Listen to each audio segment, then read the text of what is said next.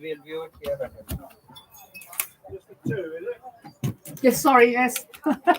Forgot we got somebody down there. Yes, we are getting it. We're getting it. So you can turn the camera. Yeah, I'm just waiting for the other camera to lock.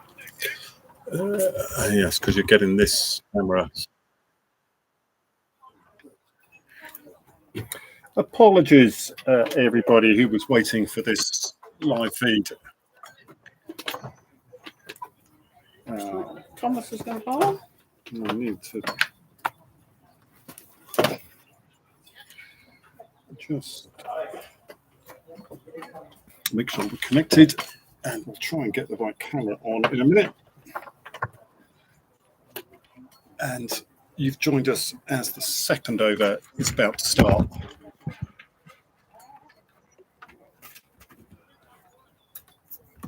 And Marion, who's here scoring with me, will tell me in a moment who it is. Thomas Froud. It's Thomas Froud coming in from the far end.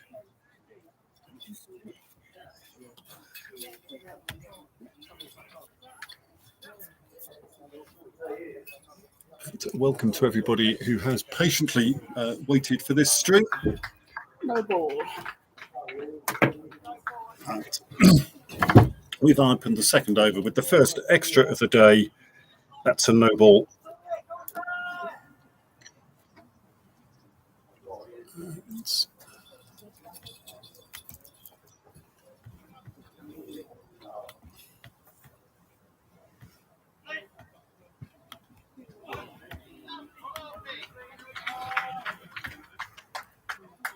Change the camera. That's Dot ball. No ball and a dot from the far end. We will try and change the video because I'm sure you don't want to be sitting looking at me all afternoon. That's a risky taken single back down the pitch to the bowler. Who's hit the stumps, but safely home. So one run scored.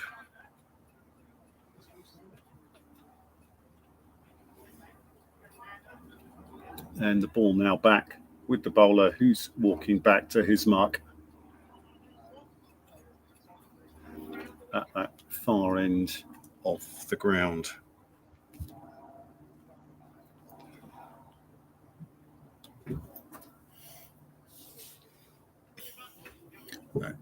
Asks the batter if they're ready, receives that confirmation, comes in now. It's a high, that's again far too long.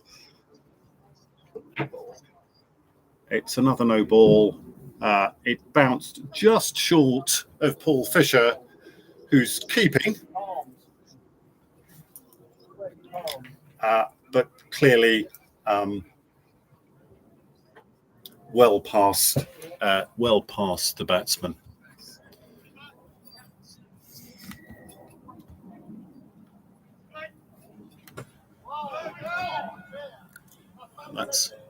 That's a much better ball through to the wicketkeeper and a dot ball.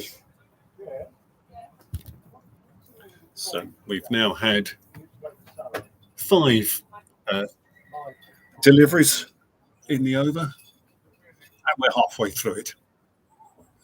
Well, we'll see how many total deliveries we end up with. Development, cricket, overs are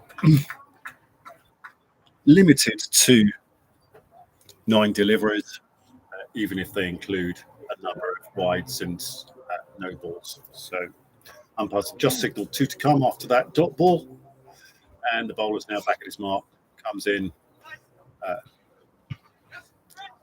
right arm round the wicket. That is played down by the batsman.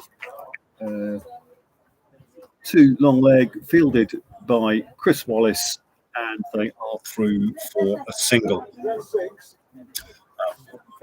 One ball to come from that far end, the Hugh Spence end of the ground. 1-6 at the Once moment. again, apologies to those of you who are following, and I now see we're up to 8 people following. Welcome to you all. Do Oh, send us messages on the live chat if you like, and we'll see if we can get them out to you. And that is just hit straight back down the pit to the bowler for another dot to end the over. So the over ends with the score on 6. I'll take out the new balls that crept in erroneously. So if you are following on NV Play, that has collected too many no balls. So one again. should now be correct again, and Rob Turner to bowl again for this pavilion end. Outside the stump, the batter has got that away. Square leg, it's run out all the way, almost to the boundary. Thomas Froude's after it. He's thrown it in. Good, strong throw. Ben. There. And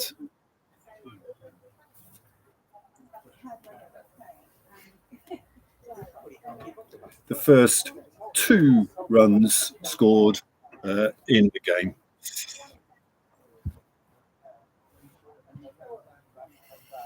Ben Williams doubles his score, moves to 4. Got that one. I think both batters were on 1. And Oh, yeah. this time tucks it down Yes. much finer. It's 2 again. Chris Wallace at fine leg, has to move around the boundary. Chris is just slightly less athletic than Thomas, and so they are able to take another 2. Rob Turner walks out towards us, bounces the ball once on the ground, grips it, checks the batsman's ready, now kind of comes in off about 6 or 7 paces, bowls high and loopy. For LBW as it hits the batsman, I think probably on the maybe even on the batting glove arm, but I think that was probably kind of bouncing too high for an LBW. It's a fantastic appeal, but the umpire at this end, Anna Harris, not interested at all. And Rob's in again now. Bowls again high and loopy. Just wasn't quite sure whether there was any contact with the bat there. May have been a fraction. But just bounced through to Paul Fisher behind the stumps and no run. We're quickly through this over now to just 2 to come. As Rob again bounces the ball at the end of his mark. Batter says they're ready, comes in, bowls again, bouncing. This time the batter has got hold of it outside leg stump, dragged it round uber fine, so fine that it's actually gone through third man for a boundary 4. That's the first boundary of the game. Scored by Ben Williams, which takes him into double figures.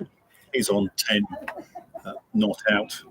Barnaby Williams at the other end is on 2 not out, and we've had 2 no balls. And we're just waiting now for the last ball of the 3rd over. Rob jogging back to his mark.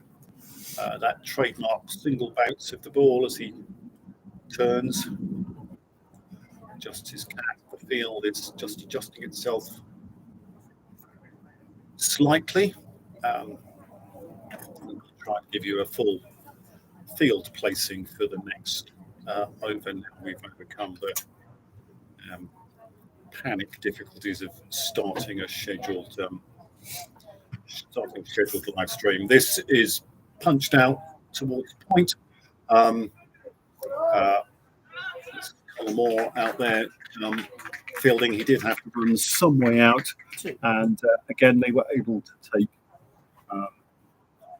2 out to deep point to end the over, and that is 16 off the over.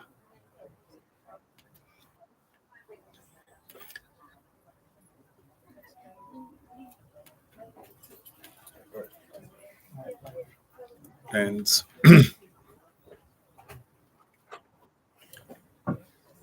it looks as if there's an early change of bowler at the far end. Stacked captain seems to be bringing himself on for over number 4. Fresh from the World Blind Games, as are 3 of the Berkshire side. So it's Sam bowling. Moshfik is fielding near to him at mid-on. Camille is at slip next to Paul Fisher behind the stumps. In front of us down here on the boundary, we've got Andy Turner, and no, he's not going to be put into action because it's Thomas Fowd who's sprinting out to stop the ball in front of us here as it's swung out to deep backwards square leg. He stops it just inside the ropes, throws it into Paul Fisher, and that's 2 scored.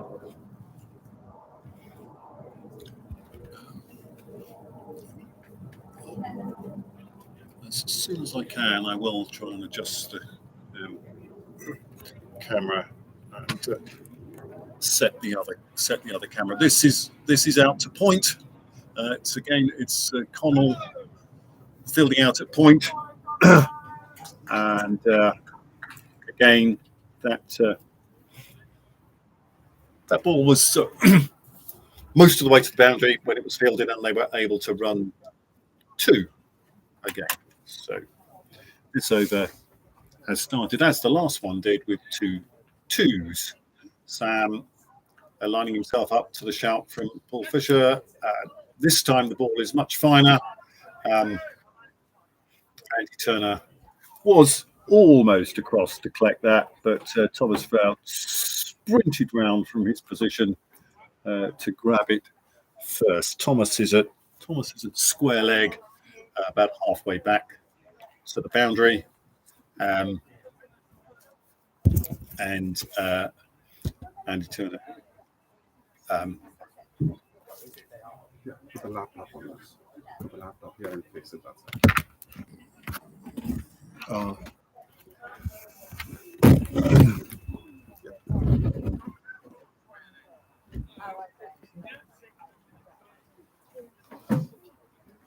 And the very helpful people at the club here have just turned the laptop around, so you've got the laptop camera now, hopefully on the field, so that you don't have to watch me. All that does mean is that I can't see your live chat until I kind of turn it back round for a moment. And this is now the first wide of the day outside Ben Williams's off stump. Isn't that Barnaby? Is that?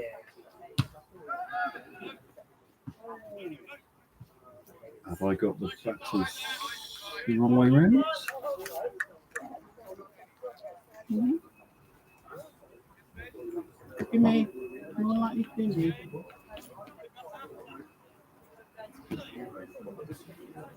And another wide outside off stump.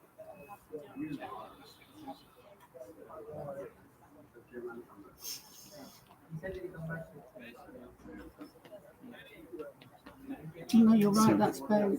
Sam moves himself across. That's much straighter. It just eludes Moshfik at mid-off and is actually fielded by the bowler himself. And there is no run. Right outside off stump, and that is just chipped out to point. Thomas Froud takes the catch. That's the first wicket. A relatively simple catch for Thomas Froud at point, and the score is 23-4-1, Yeah. and that was actually the end of the over as well. Yeah. Yes. So that over went 2-2-1 wide dot wicket. Yes.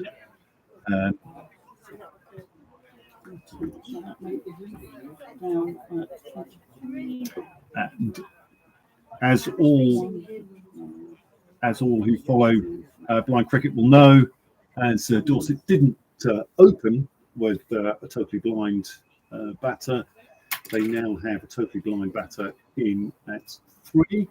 So it's Robert who's come out to bat at 3, and two batters staying out there so that one of them will run for Robert. He's not on strike. He's been taken out to square leg by Roger Barker, who's the umpire at that end. And there's a change of bowler at this end now as well. Rob Turner being replaced by Andy Turner, who's his dad, and is wearing number 63. Rob doesn't have a number on his back. Does have a large number of nicknames. I could go through all his nicknames, but it would then be about 7 o'clock tonight before I could get back to any cricket commentary. So I think I'm not going to bother, as Andy's first ball is thumped hard down the ground to long on, and good running between the two Williamses, as Thomas had to run a long way to fetch that. And they were able to get through for three runs. So 3 runs to long on for Ben Williams, and that brings Robert onto strike for the first time. And I will just say Robert, because again, Robert's full name is too much for me to manage. Nice loud call, very welcome loud call of no ball, wide ball, sorry, from Yolanda Harris, as again that goes outside the batter's off stump. And for Rob, the Stags have got 2 totals in close on that off stump line. There is Camille at sort of a backward point, and Sam at very short cover, and another wide. Paul Fisher behind the stumps. You've got Chris Wallace at mid off. Atif is fielding on, and that has gone to short leg, where Atif is fielding. He throws it to Moshfik, who's standing at short mid off. And it's back to Andy Turner.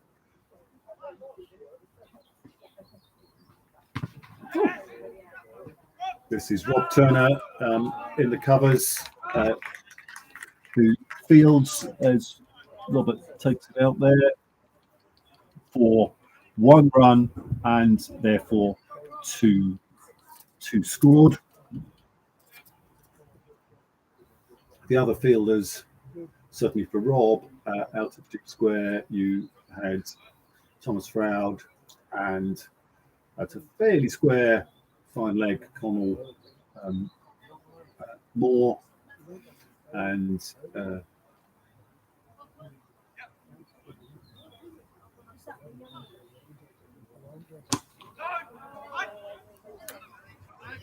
there is one other. Dion Morgan, it must be down at fine leg, as this is just played into the onside, fielded again by Thomas, who's very mobile in the field, and there's no run. Bouncing high, whipped round into mid-on, fielded by Thomas. Possibility of an overthrow as the bowler wasn't able to gather, but tied it up in the end by Rob Turner. So there was no overthrow. One scored, and Robert back on strike for the last 2 balls of the over. Turner comes in. Pretty straight, and Robert has really got hold of that. He's absolutely hammered it down towards us. In front of the pavilion. Rob Turner's after it. He pulls it in 2 or 3 yards in front of us, throws it back. They have managed to run 2, so that's 4 scored for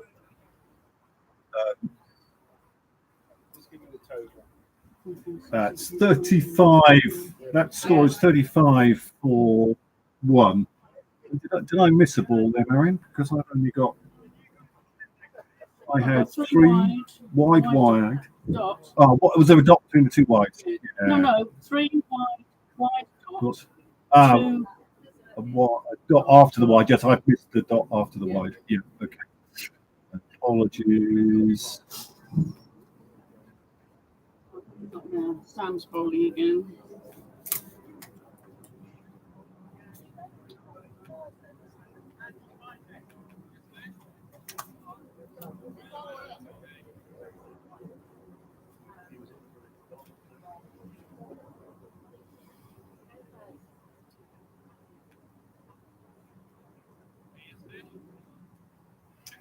And Sam coming on to bowl again. We can hear him just setting up with Paul Fisher as he's ready. He comes in, bowls.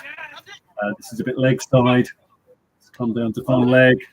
Andy Fisher gets it with his foot, but that pushes it much wider of Thomas than he would have liked. And so they are able to get through for 2.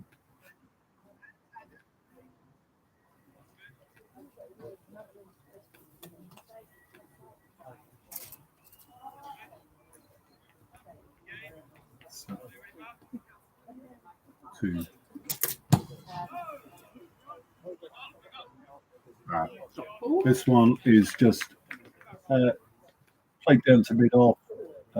It's Dion fielding down there, and there's no run.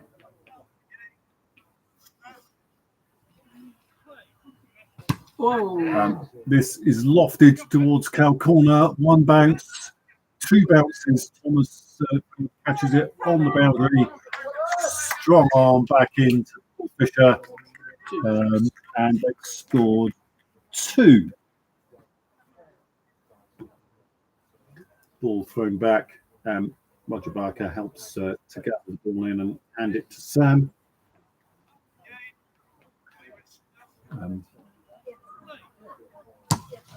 And this is again a repeat of the second ball played down to Dion Morgan at mid-off for Dot. So, 2 to come now in the over, as the umpire helped Sam to find the stumps. He'd attempted to field the ball off his own bowling. Strong delivery, thumped really very hard at Andy Turner at extra cover. Chris Wallace at extra cover. Thundered into him, bounced away to the bowler, single, and that leaves Robert to face the last ball of Sam's over, the last ball of the sixth over the innings.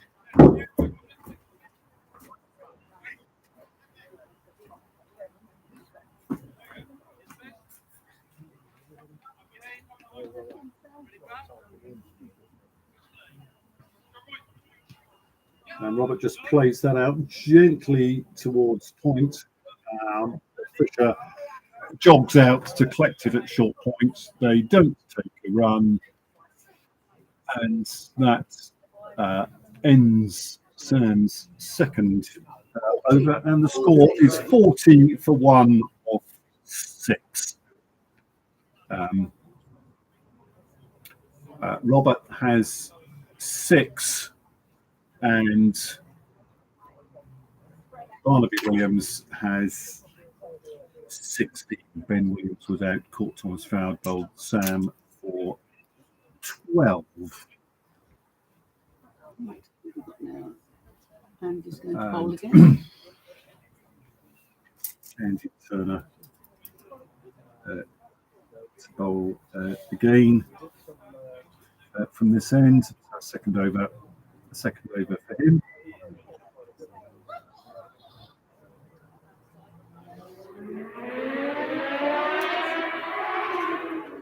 More of the motorbike away in the background as the field set themselves up. So it's Conor Moore deep on the point boundary. Thomas Fowd deep on the square leg boundary. That's a long way outside leg stump, and correctly called wide by Yolanda Harris.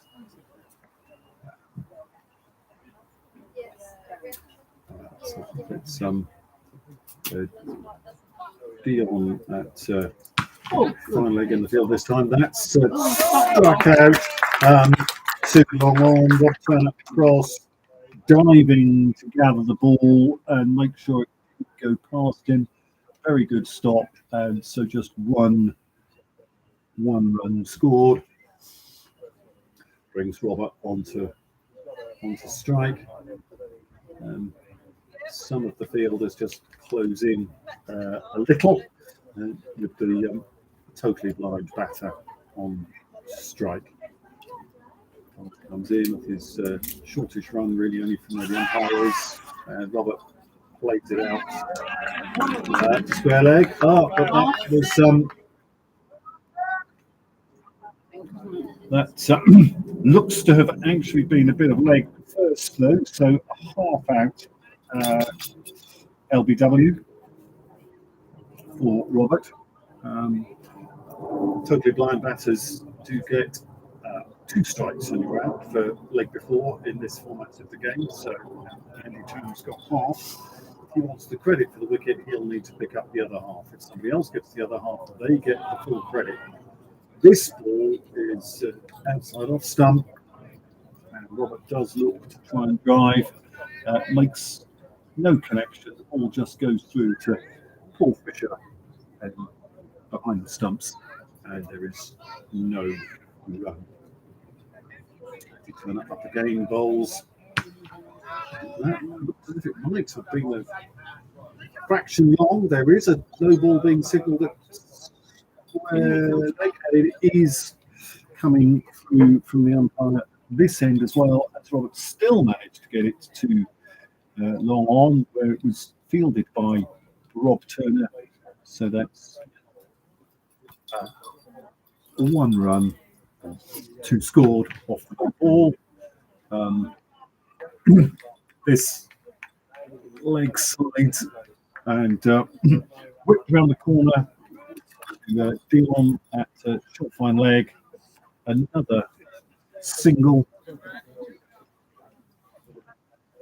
and now 2 balls to come in the over, and Robert back on strike. Sets himself up using his bat on the top of the stumps to make sure he's comfortably in the right position. Nicks it. It's a juggle by Sam Hoskin, who then puts it down, The skipper has put it down.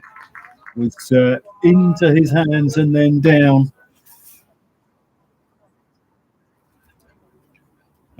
What's all wrong there? So, and they've also snuck through for a single as the ball bobbled away from Sam. So 1 run, 2 scored, and Barnaby back to face the last ball of the over.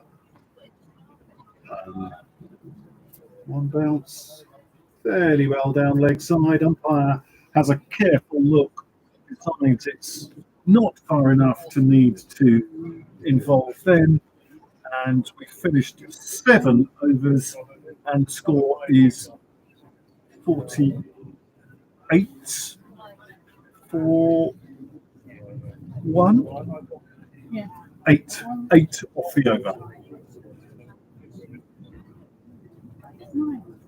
Wide, 1, dot, 2 runs scored off a no ball, 1, 1 double for 2, and then a dot. And 48. 48. 48 for 1 from 7 as Sam Hoskin comes in to bowl over number 8.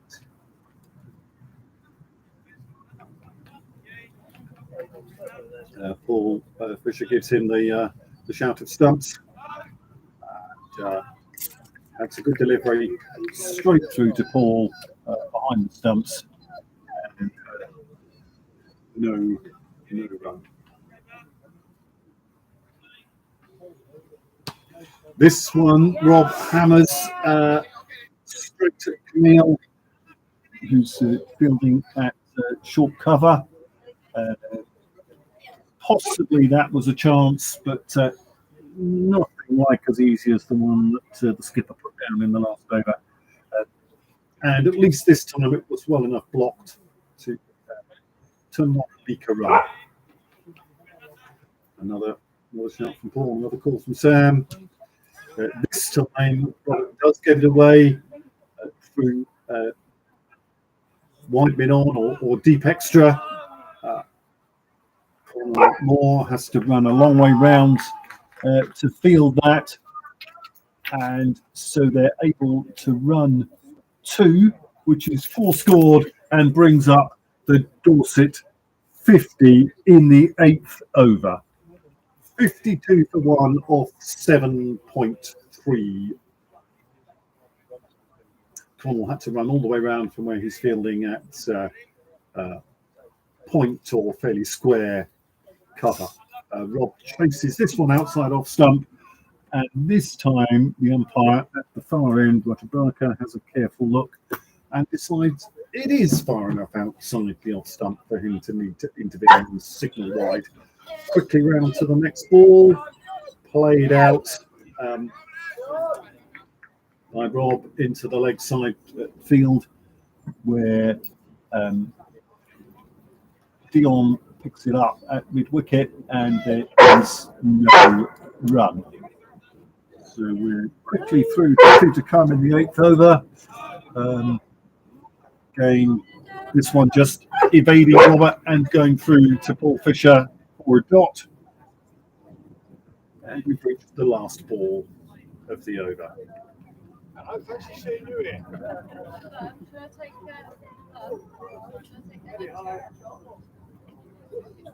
There's a little bit of a rumble of a plane overhead in a sky which is largely blue, but streaked with white clouds. But it's hot and sunny. It's an ideal day for watching cricket. It might be slightly warm for those playing, but those watching, it's delightful. If you're out of the shade, as most people are, I'm sure it's very warm. It's perhaps slightly cool here in the shade of the pavilion, as that one down the leg side, Rob tried to get hold of to make any contact at all, went through to Paul Fisher, and the score after 8 overs is 54 for 1. Sam Hoskins has bowled 3 overs, 1 for 18. Rob Turner bowled 2 overs for 12. Andy Turner has bowled 2 overs for 20. Thomas Froud had just the 1 over, which went for 4. And a change of bowler now at this pavilion end. We have number 22, Atif, coming on to bowl. So another totally blind bowler over. It's pretty straight off stump. It's down to long on, fielded by Rob Turner, who keeps the runs down to 1, and that brings Robert onto strike. So we once again have a totally blind batter and a totally blind bowler, with Atif bowling from the pavilion end here, and the batter facing us as we look out on this over. That ball is very wide. It's straight to Sam Hoskins, who's fielding at short cover. To his left, you have Camille at backward point. Paul Fisher is behind the stumps. Moshfik is at his usual short mid-on position. This is outside off stump, but not too far outside off stump. Big swing and a miss through to Paul Fisher, and no run. Thomas Froud, as usual, is at square leg, standing close to the square leg umpire. Bob Turner is mid on. There's another ball that goes straight to Sam. So easy for the umpire to call wide.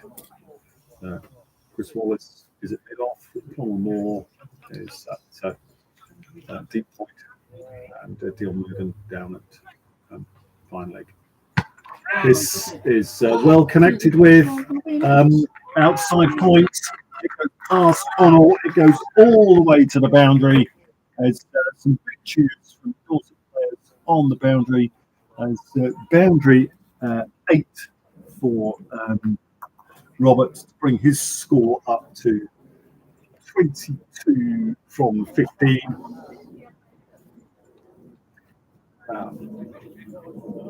As we reach the halfway point in the ninth over. That was a good shot.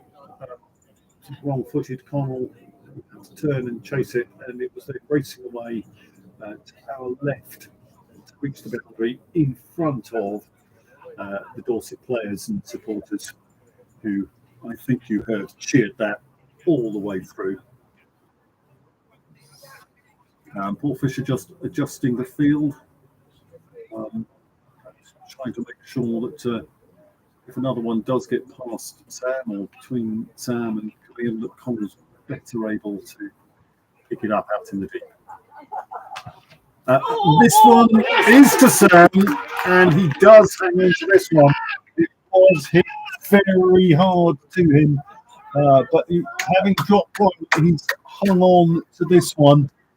And so Delight for one side, followed by Delight for the other side. Boundary 8 for Dorset, followed by a catch at short cover by the Berkshire Stags captain to dismiss Robert.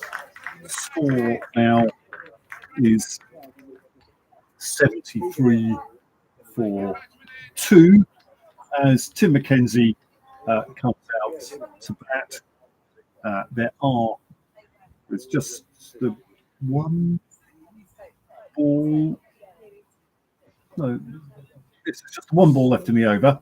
Is that right? No, it's not 73. It's because it's 65 because I've managed to get. No, I've managed to click 4 twice on Who have we got on there? And Tim McKenzie Right. has gone out. So have we got 2 to come then now? Yes. Yes. I thought we had 2 to come from the paper record, and then the computer was telling me more. I apologise for people following on NB Play. I'd managed to click that. Oh, Very slow. single.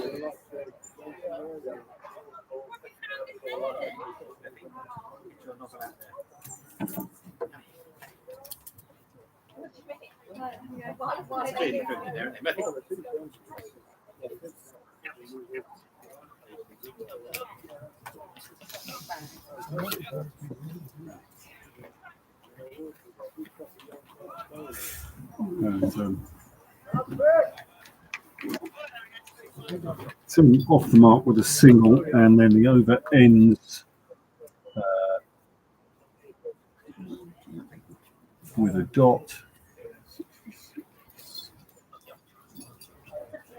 And the score is 66 for 2 of 9.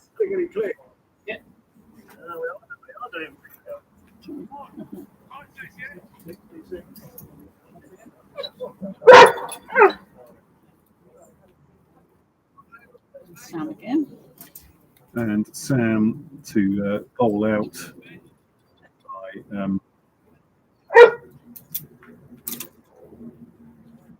bowling his last over.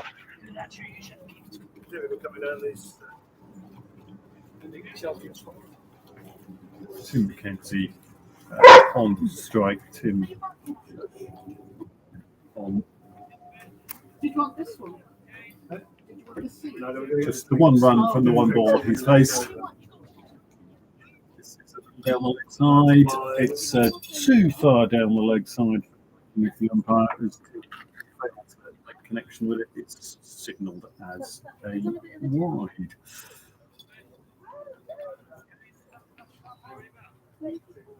So, that is a much better ball. That was but wider than it looked from here, obviously. Fantastic. It seemed to be right at the block hole, but outside off stump, obviously. It looked much better than the first one.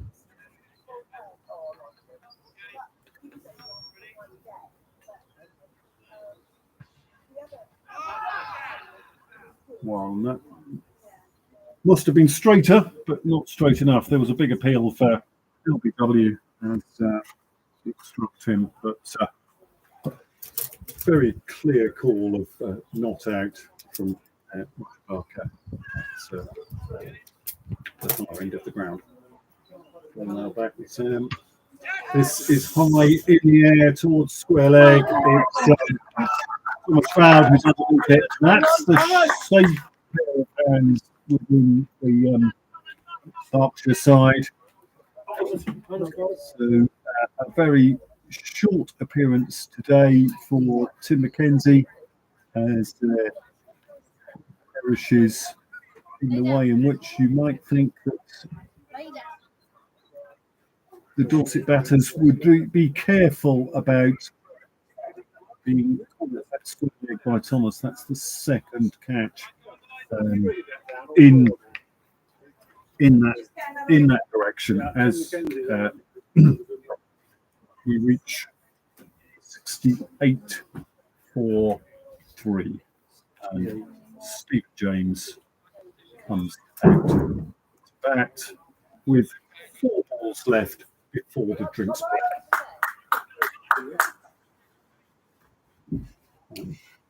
They're taking my job away.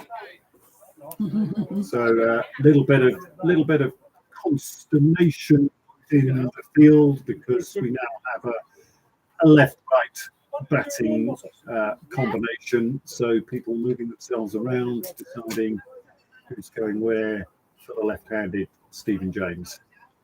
Thomas Froud making sure he's setting himself up again at square leg.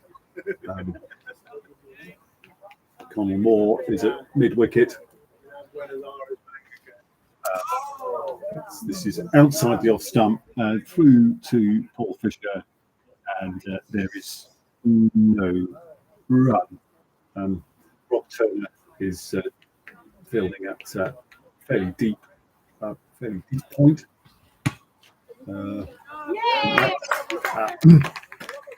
That's played down on the offside to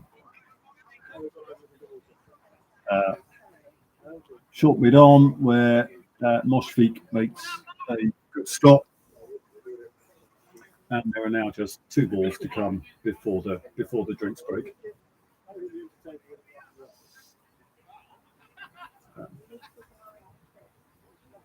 Mid on is Andy Fisher. John Morgan is at deep long off. This is hit back just wide of the stumps. Sam dives, looking to try and stop it, but actually it does go through to Chris Wallace. And we very quickly reached the last ball of the over, and that is very wide. It's outside. Goes outside Camille, who's at that short backward point position. Fisher has to scramble away to collect the ball, and this will now be the last ball of the over, come what may. It's had 4 dots, 3 wides. It now has a shot steered neatly out to Rob Turner at point things, and throws in his scrum half type action, sprawling on the floor as he does so to get the ball into Paul Fisher. 1 run scored, and that is exactly 73 at Bricks. The 3 wides and a single off that over, as well as the wicket.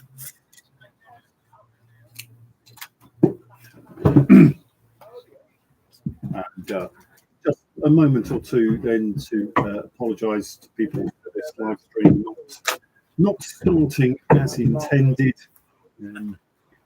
We'll practice by making sure I do know how to make a live stream start on time when I'm ready for it in the future. But a very warm welcome to Bracknell Cricket Club. Generous hosts, very supportive of everything that's been going on here today.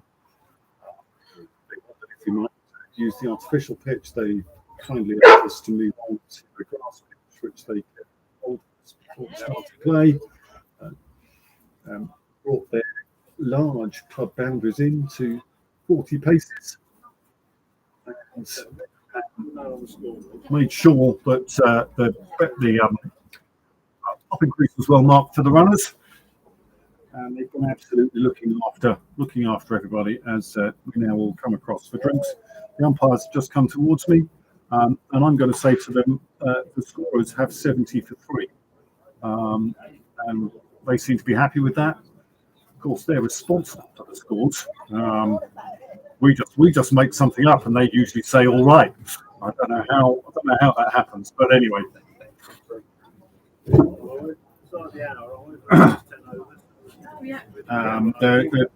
The time seems to have gone pretty well. Yes, 50 minutes for 10 overs is definitely kind of keeping up with the pace.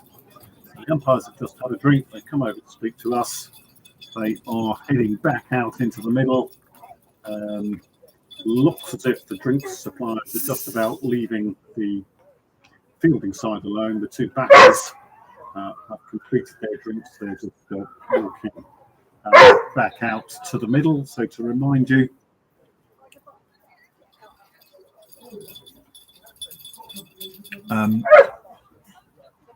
Barnaby Williams has been out there from the beginning. He's undefeated, 19 from 21.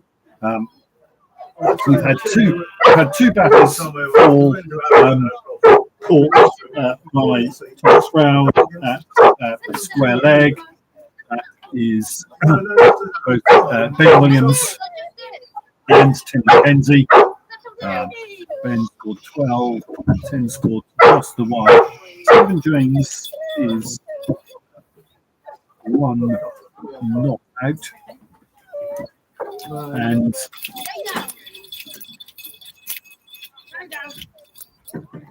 Robert Sholto Douglas Vernon was caught by Sam Hoskin, having made 22. Oh, he's going to bowl. And,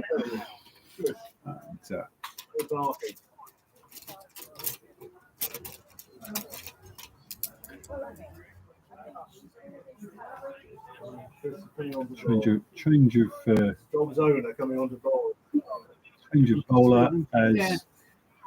Chris.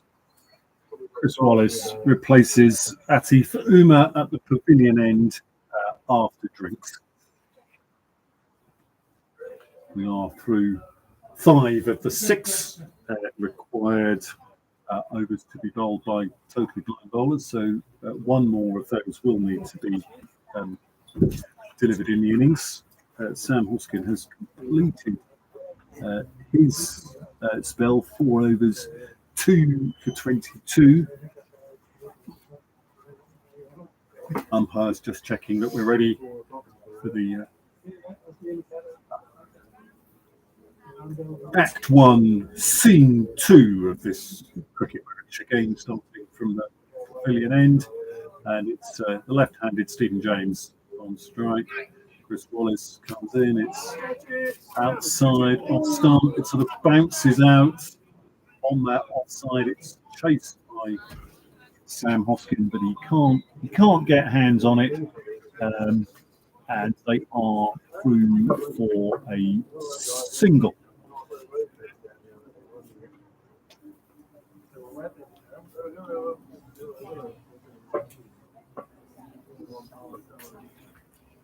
Which brings Barnaby Williams back on strike.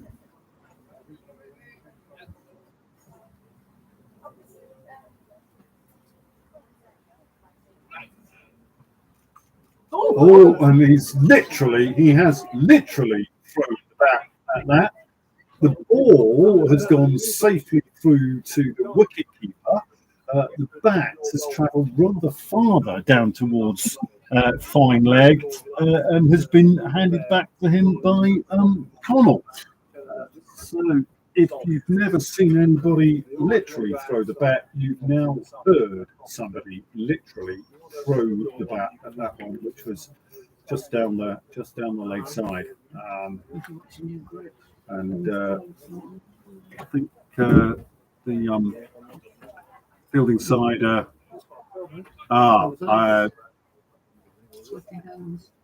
Yes, my fellow scorer thought a grip was perhaps being called for. It appears that what's wanted is perhaps some gloves to help with the grip.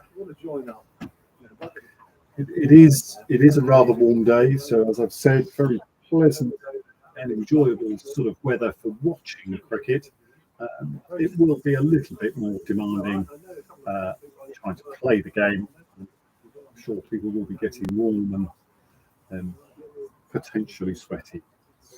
But anyway, gloves have been run out to the batter. They've been put on. He's turned.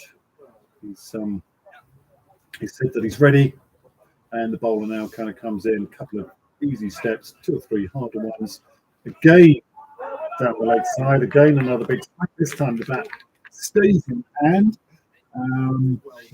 No connection, but taken by Paul Fisher for another dot. Chris walks back 2 or 3 paces behind Yolanda Harris, the umpire at this end.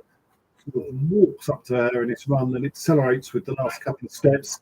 Well, this time the batter doesn't decide to just try and dink it round, but gives it a big hoik out towards Cow Corner.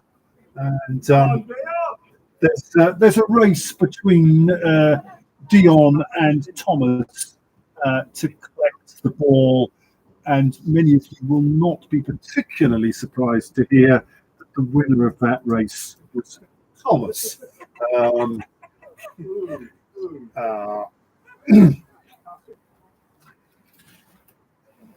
Who's fielding at square leg.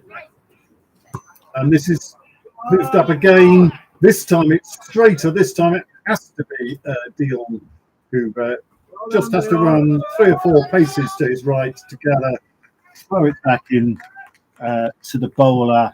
And again, they've taken 2. And that means we're through to the last ball of the over. Chris seems to be lengthening his run every time he turns, but the acceleration still only comes as he gets past the umpire. Again, this is down leg side. This is just tucked round the corner. Connell's got it. There's some excitement, but not all that much, because in the end they were safely home for a single, and that brings us to 76 for 3 off 11, and we know we have to have a change of bowler from the far end as Hoskin has bowled out. And walking down there, that looks as if it's going to be Dion being a bowl.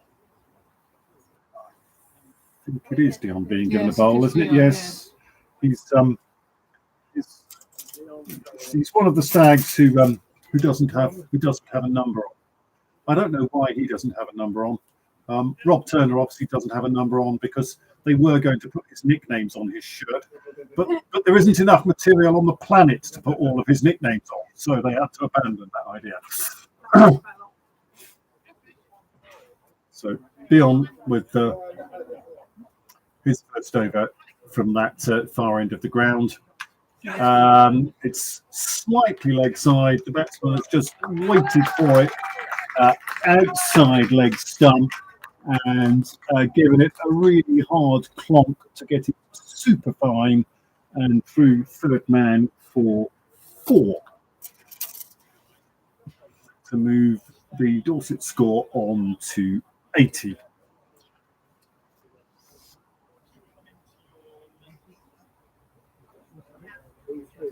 That is Barnaby Williams, who's now reached 28 from 27 deliveries.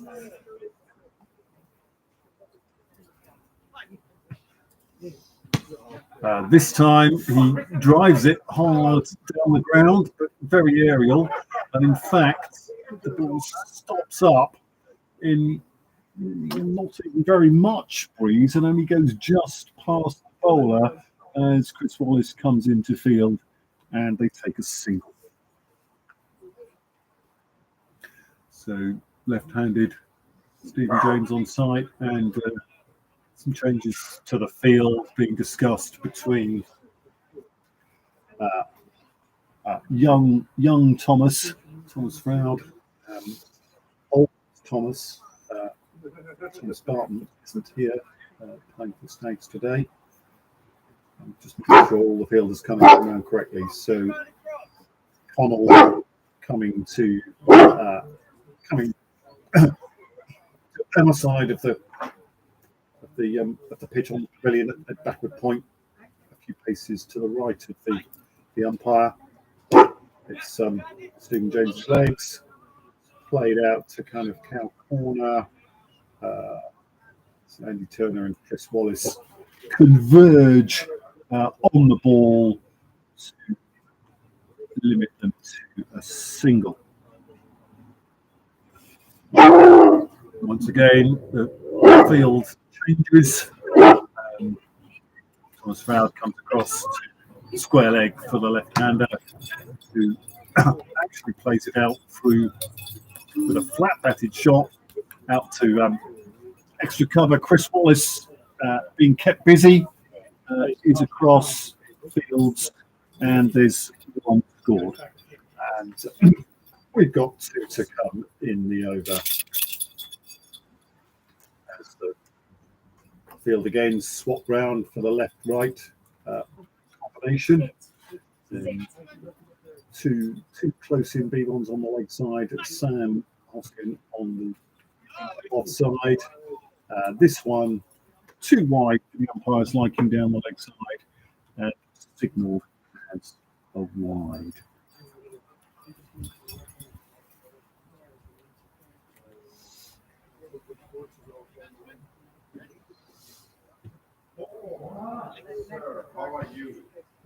A lot of bounce on that one. That did give it a big swing, but it just bounced through to Fisher or a dot, and we've reached the last over. That looks wide-ish outside off stump. It's signalled as outside off stump. Batter did give it a little chase, but when they didn't get any action, umpire was really very quick to signal it as a wide. Again, this is batted down outside that off stump. Arms of Sam Hoskin, huge cheers here as Sam takes his second catch of the day. Stephen James dismissed by Sam at that short cover position.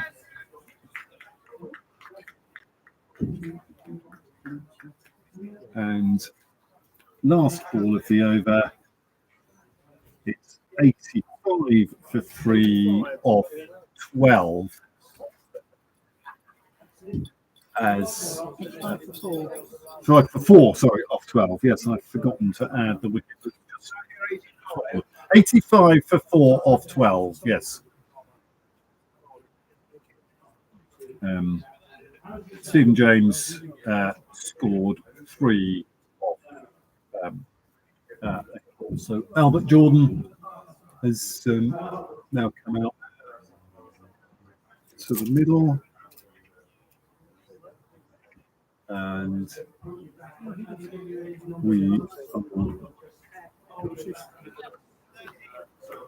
it's Chris Wallace to continue from this end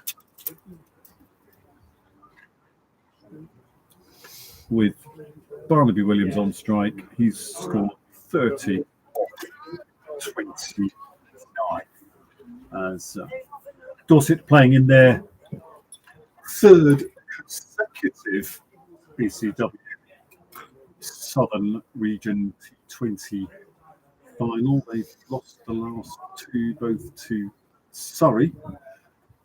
Berkshire playing in this competition for the first time now as he can't quite hang on to that at short leg. Bit of a juggle, but couldn't hold it.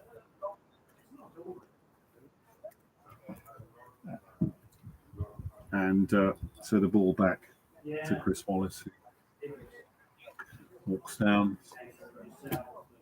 Sun seems to brighten a little. Comes in, bowls. This has gone a long way towards long on. Dion is sprinting after it towards the boundary. The batters are running very hard, and was holding short of the boundary, but we had managed to complete 3 runs. So Barnaby Williams moves on to 33, and Albert Jordan to face his first ball as we arrive at that unfortunate score that's one more than the Australian bogey score of 87, and the score for which I can never get the dodgy bingo caller's name for it out of my head. It's very sad. I get a run very quickly to move it away. And that is a very vociferous appeal from the bowler for LBW. And he towers over Yolanda, even when he's crouched with his arm up. And she is just very clear that there's nothing doing there. There's no interest from the umpire in that being leg before wicket. I think potentially the batting hand possibly was what the ball connected with as much as anything else. Not certain from this viewing position, though. Surrounded as the batter is by fielders close in with a total on strike. This is also reasonably straight, but straight through the keeper as the umpires signal that there are 2 balls to come in the over. Chris comes back up to the umpire with those steps, accelerates as he comes past. That was pretty decent ball on the back, stump through to the wicket keeper, and another dot. Berkshire run rate, the Dorset run rate has just dropped below 7 and over. It's been above 7 and over for most of their innings so far. This one over straightened, and it goes through to the keeper by going past the leg stump to end the over. Score 88 for 4. Got 7 overs remaining. The ball has been thrown towards Atif, or thrown past Atif, which means he's had to look down towards us at the pavilion to pick the ball up, to be able to walk down to that far end of the ground, Fence end of the ground, where the 2 white side screens have been carefully pushed apart to leave a screen of green trees to allow the batters to pick up the ball in front of the large white building that is beyond the boundary at that end. So Barnaby Williams on strike as Atif comes in his second over. Asks the batter if they're ready. The wicketkeeper kind of retreats. The ball comes down outside off stump. Hit over Sam. Out to Andy Turner. To the point. He's sort of juggling it around. Some people think he's playing football with it. He has now got hold of it, thrown it in, and they are through for 2.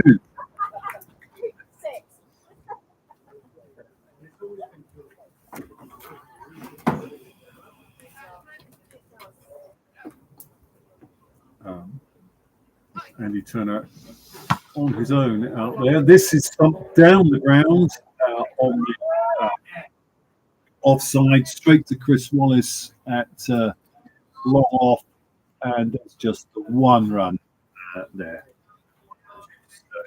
So, 4 to come as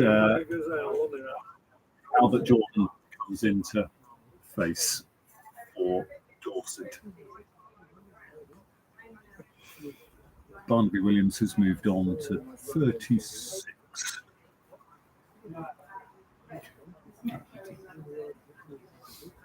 Field closing in around the batter. This is leg side. Only leg side. Not leg side enough for Roger Barker to be interested in it as a wide. Colleague here was thinking it was wide. It did look fairly wide.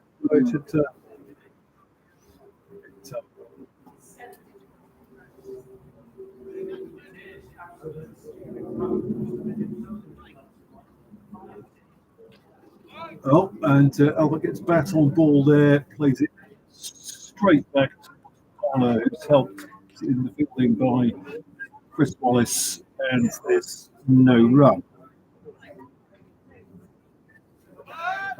Big swing as the batter walked across towards the off stump. All straight enough through to the keeper, and there is no run. So we're quickly through to the end of the over. Being outside off stump, through to the keeper, no run, and that is 91 for 4 of 14. So 6 overs to come. And 5 of those would need to be of 6 legal deliveries. So those the limit falls to 9, regardless of 14. So Chris Wallace is being replaced by Atif to bowl that last one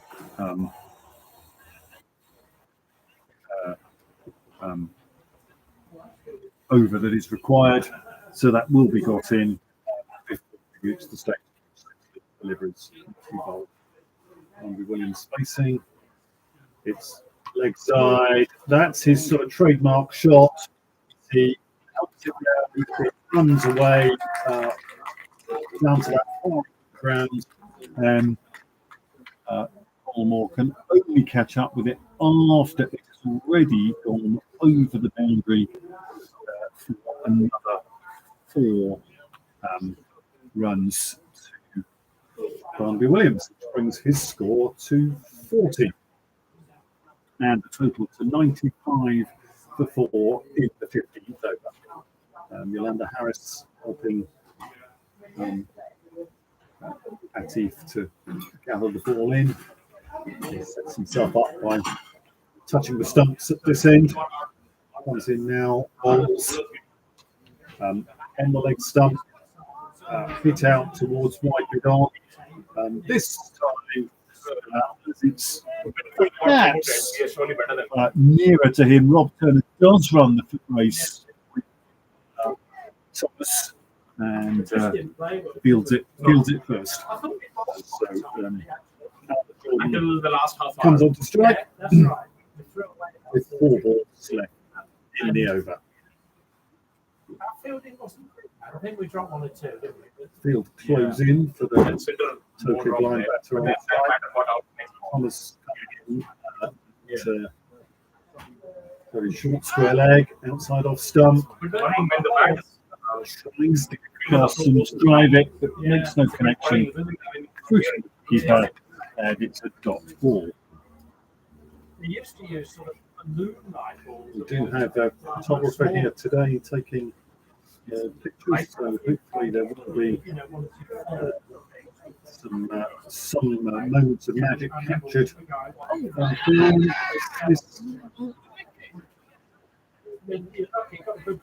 Comes behind. Has he collided with the wicket?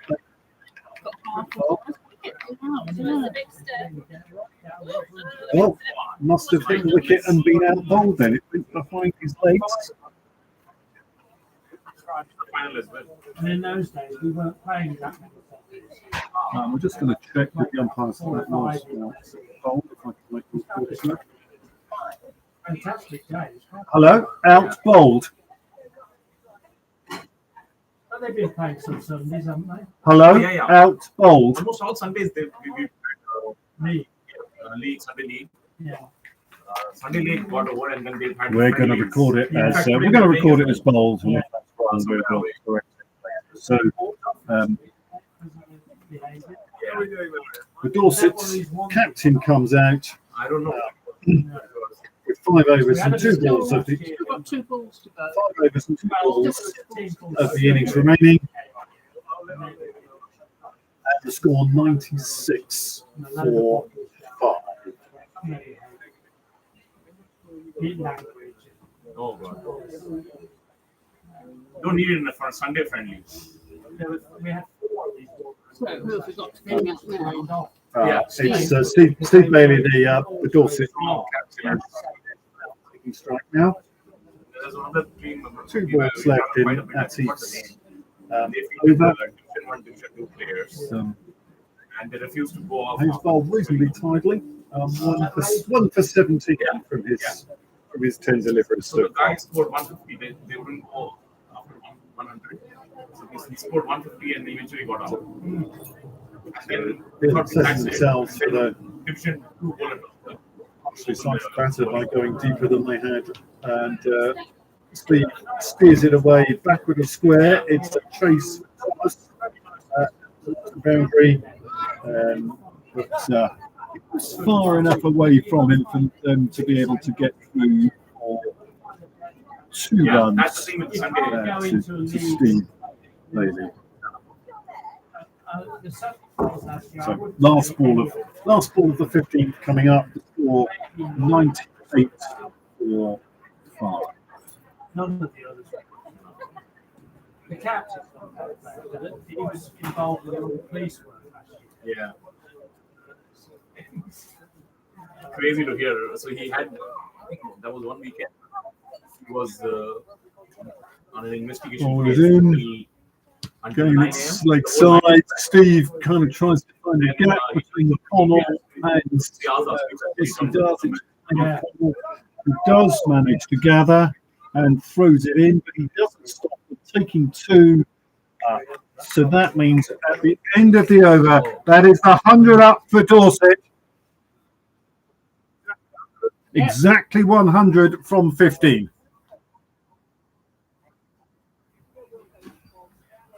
But we can come back from that. Next year could be quite exciting if you're in the top of the division. Oh, yeah, To yeah. win something. I mean, if you're in 7 again next year, you could both be the best. And this year, you fell away. It was a mocking at the bottom of the table. So wasn't it? now 5 overs remaining. And it's These all probably a have to matter of be one legal deliveries. And it's Rob Turner coming on from the far end. This kind of you've got to foresee that. Rob has bowled 2 overs, so Yeah. no bowl out, but then there will be somebody else will need to bowl No, I'm from not. batting. The boundaries, one straight boundary, one side boundary, no more 45 yards. We scored 300 or something there. Oh, did they? Wow. Did they only score 1 on that last ball? Was it 99? Was it 3? Okay. So 1 then, isn't it? Just that.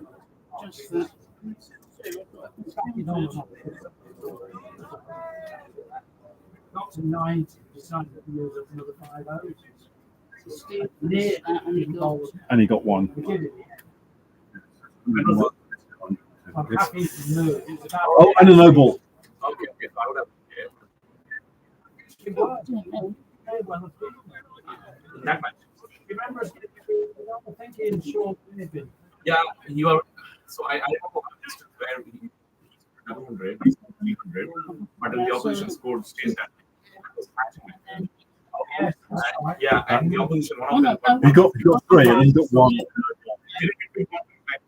But they just 3. basically. On one side that time, there was a short boundary Yeah. on one side. And this is played out to straight to Dion at deep extra That's cover. right. I think First 200. legal I'm ready. ball of the over Oh, and by just catch him. Andy Williams. Get ready. Right. Waiting for that. Score 104 now for 5. He actually got 2 wickets in the over. Wow. The penultimate over, he got 2 wickets. York now bowls. Steve plays it out to deep point. That's a long chase. Dion there. He doesn't bother with it. The ball goes over the boundary. That's a 4 Yeah. for the Dorset skipper. The fielder has just reached the ball where it stopped a few yards outside the boundary. Shoot off the benches and trees. And then we used to travel as far as Afflicted by or something. Oh, a little bit of motorcycle motorbike bike noise, We played on and it seems as if the Stags are pushing their offside fielders out deeper after that shot. This one is down the leg side, bouncing. Steve steps inside the line. The ball goes past him to Paul Fisher, That's what you get. and there is no run. So we're now halfway through the 16th over, and the score is 108 for 5. Turner reaches the end of his run. Bowls, vicious bounce on that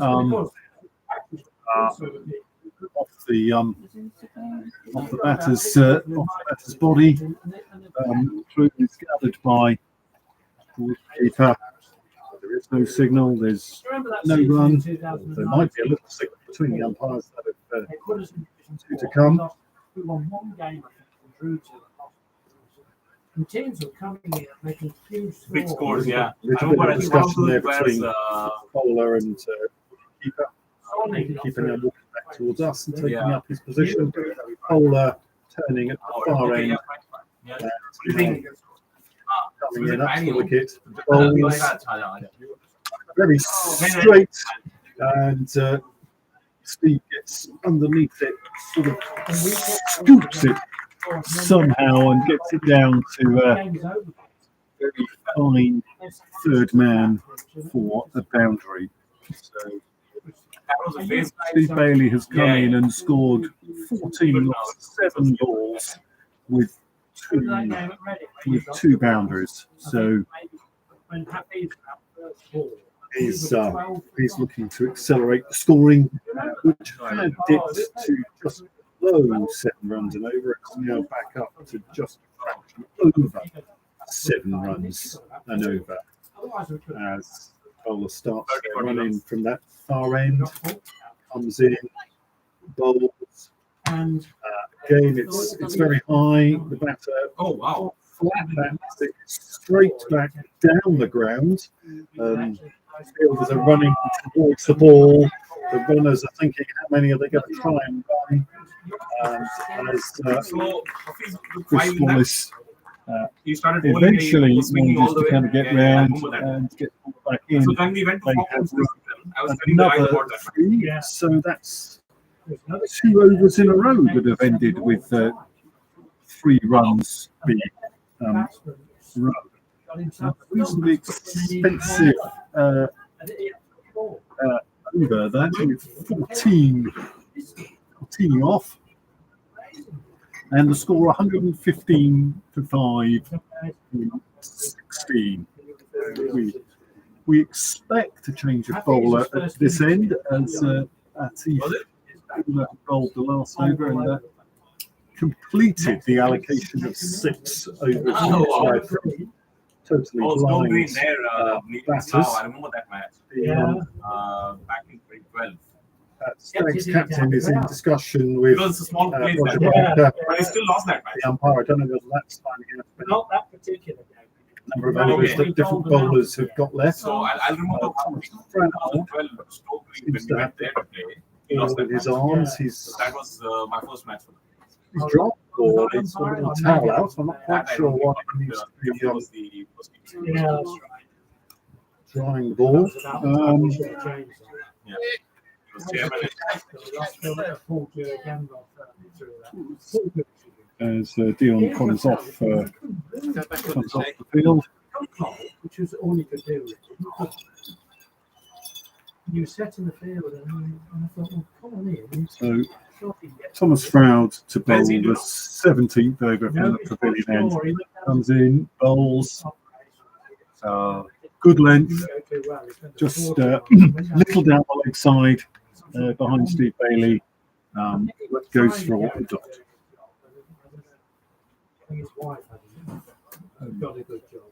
Piece is back. His run is shorter than Chris Wallace's. Jogging type steps again, just wide of the leg stump. Through the keeper, who knocks it out almost as far as the square leg umpire. In trying to gather the ball, but they're not interested in the range, so it's another dot. Back From Luton. with the Yes. bowler. Yeah. Chris There was one leg Wallace is bounce in winner. front of us here. Yeah. At, Okay, see, deep And we ended up mid-off. losing There's the traditional 4 around the batter, and that is a great length ball. Bounces right in the top hole, goes through to Paul Fisher, and that's 3 dots in a row to start this over. Oh no. And it's quickly in again, bowling. That looked as if it was slightly long. It was slightly long, but it has been steered out to steered out. The bowler's run all the way there to yeah. field it himself. It's 1 run off a no ball. We're paying his airfare. So We're paying 45 brings every single time. Barnaby Williams back on strike. He's perhaps not had a lot of strikes since 200. 4 weeks. That must have cost 400 quid. Just Steve that one Bailey's game. been out there. Chance now. Thomas is in. 50,000. Bowls to him again. That's another no ball. It goes high in the air and squirts out to Yeah. short Good guy. square leg. For another one. There was one fast bowler. No ball. Have his day and pick some wickets. And Yeah. But there was a batter, I think. and Harris at this end signalling a free hit. Yeah. In bowls to Steve Bailey. Tracy's one that's just outside the off stump. Doesn't get any connection. It goes through to Paul Fisher behind the stumps. There's no run, and we have now reached 2 balls to come in over that's been interesting. 4 dots and then 2 singles off no balls. Thomas is in, bowls, a little bit leg side. Steve swings it away. Fine leg where it's fielded by Moore. A little bit of hesitation, perhaps, by the fielder, allows the batters to come through for 2. So Steve Bailey keeps the strike.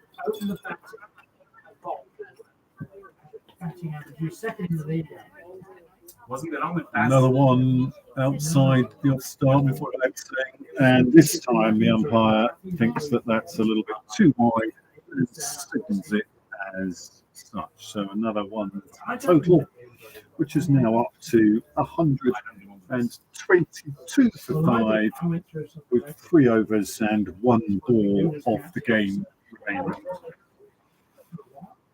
Comes in. Steve gets that away to it's only Chris Wallace thrown in, but they were quickly enough through for the single to take the run, and that's 123 for 5 off 17. As Steve Bailey pitches the strike, he's on 21 from 15. Barnaby Williams, who's been there from the beginning, is 43 off 37. And it is a change of bowler at the far end, so just the one over, one further over for Rob, and Chris Wallace to come on and bowl from the far end. So it may well be that the 2 bowlers on now might just bowl out. Thomas Fowler has only bowled 2. He could bowl the final over from this end. Chris Wallace has bowled 2 for 9 so far, and he could finish off from that far end of the ground. Paul Fisher just establishing where the fields are going. Camille slip. Sam at short cover, at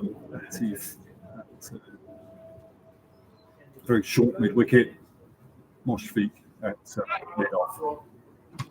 And this is hit past that short wicket out into the mid-wicket area.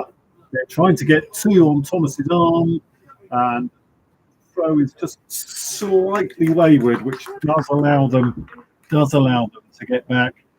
If that if the throw there had been straight, then Steve's runner may have been struggling a little.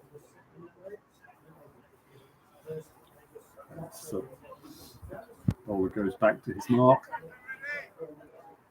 checks that the batter is ready. Comes in now. Goes for a loud shout of play. Oh, Again, another huge appeal. And once again, the umpire completely unmoved. Chris has changed ends, so he's trying Roger Barker this time. But when your last relay game was the big needle final between India and Pakistan, not somebody who gets bullied by anything. So Chris in again to bowl. This is stop, and Sam ran in. Couldn't get his hands on it as it bounced up, going nowhere for another dot.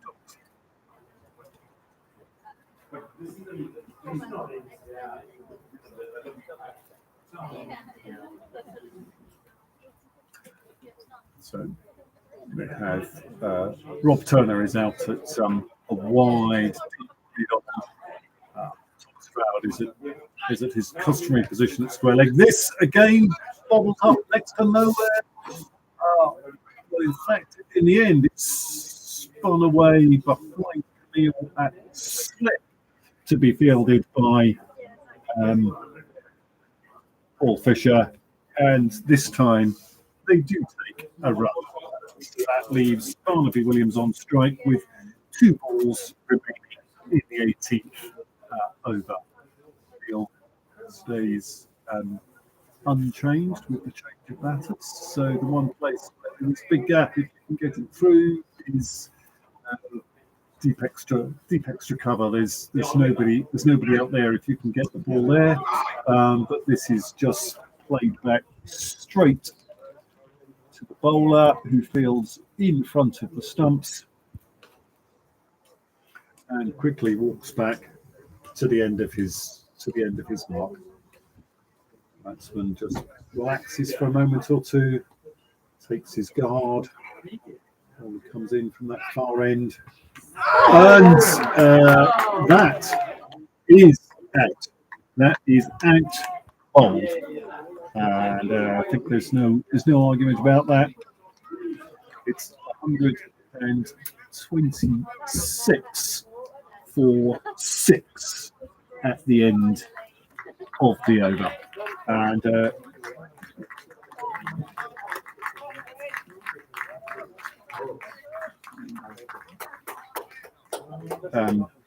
fantastic effort from Barnaby Williams to score 43 from 39 deliveries with 2 boundaries at a strike rate of 110.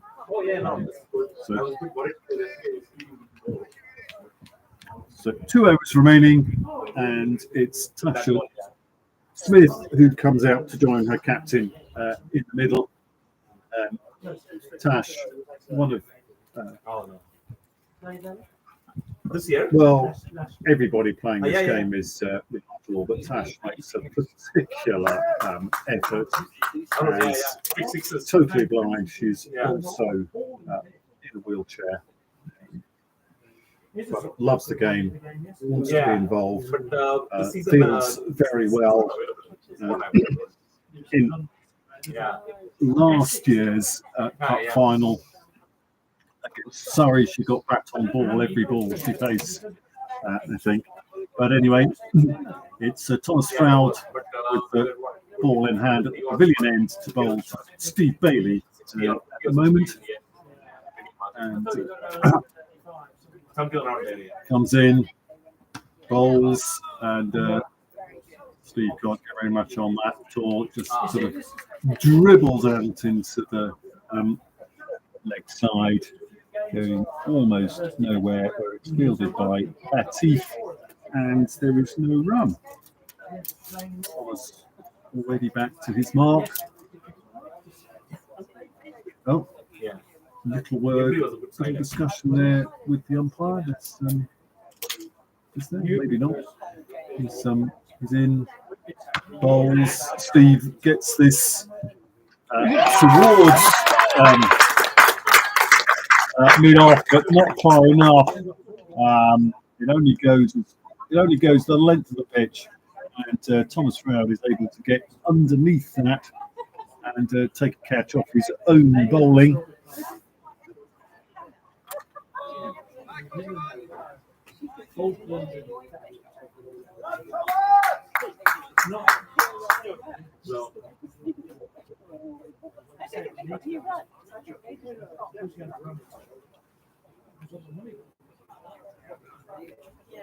Still 1, 2, 3. No. 1, 2, 6.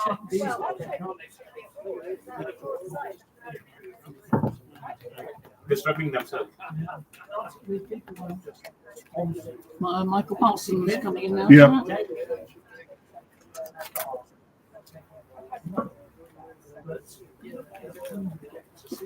Wow.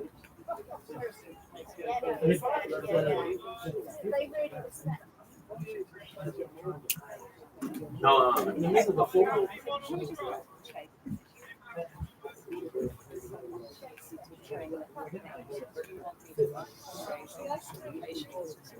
How come so many people turn up there every day at the bar?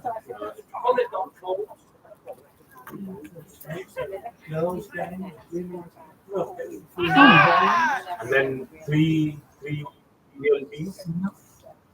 Just a dot. Four teams are elite. They're fine. I guess. Michael's just faced the 1 dot so far. Yeah. Yes. It seems to have got into a bit of a kind of wobbly fashion, so I'm going to kind of look at that at the end of the. Oh, it's a no ball to.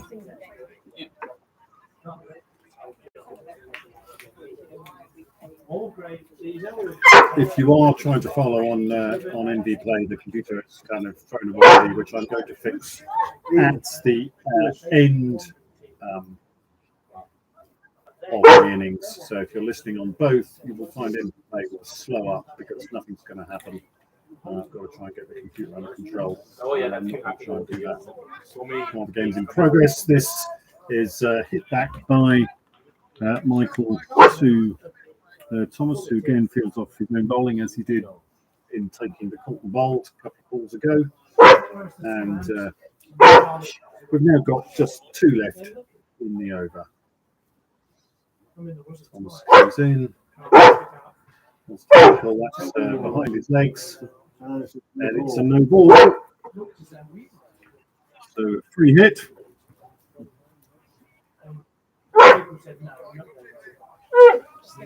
Free hit. 2 balls left in the over.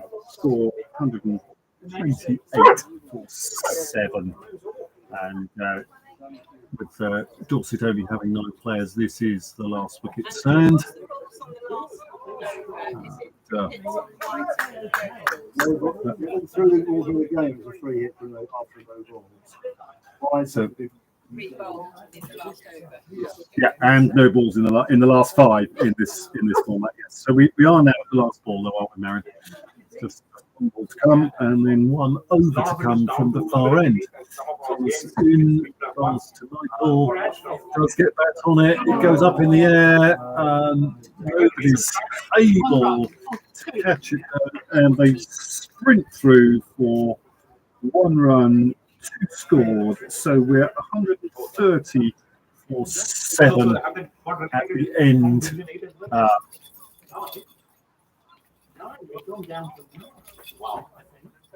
At the end of the 19th over, and Michael Parsons has kept the strike. So Tash has just had to wheel herself down from one end of the ground to the other and is now with Yolanda Harris at square leg as Michael Jackson sets himself to face final over to be bowled by Chris Wallace as Thomas Froud ends with 3 overs, 2 for 14, I think.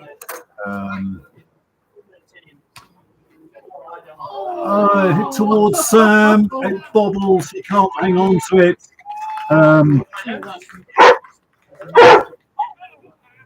He must have been caught. No, Oh no, it's coming out to the end, isn't he? Yeah. no, there's no catch. They've just got 2 runs, so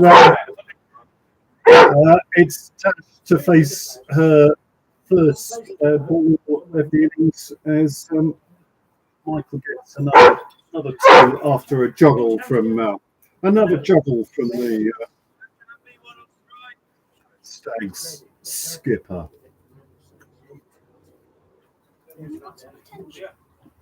You see, when they And more adjustments.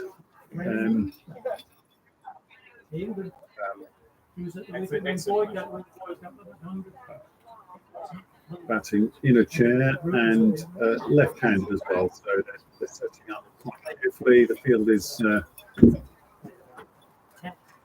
all round Tasha as Chris comes right arm around to Tash. She's up to wicket now and bowls outside off stump through to the wicket keeper, and there is no run. So four balls left in the innings. The score 132 for 7. And Chris Wallace past Roger Barker at that end. Outside off stump. And it is well fielded and in the stumps by who was that? Who threw that in? I think it was Rob Turner. Rob Turner throwing the stumps down from short mid wicket to end in the innings. Dorset had scored 132 for 8. 133 will be needed to win the game.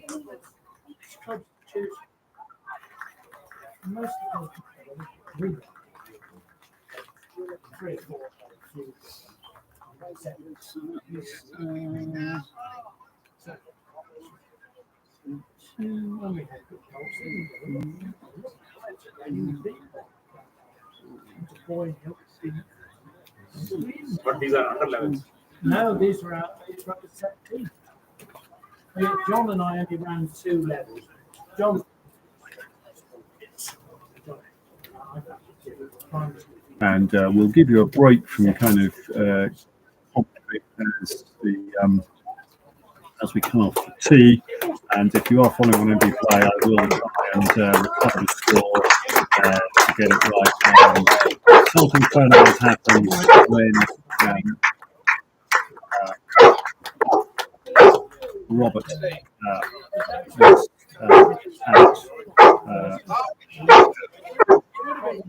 caught by Sam Hodgkin off at his owner, so I'm just trying to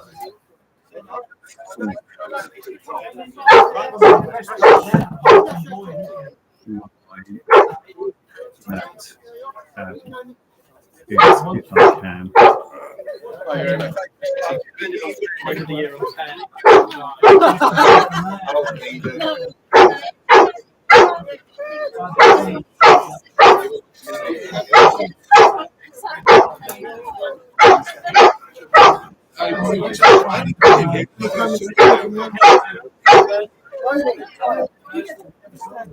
I think it'll be 2 points. And you're making some good. Yeah, thank you for walking earlier.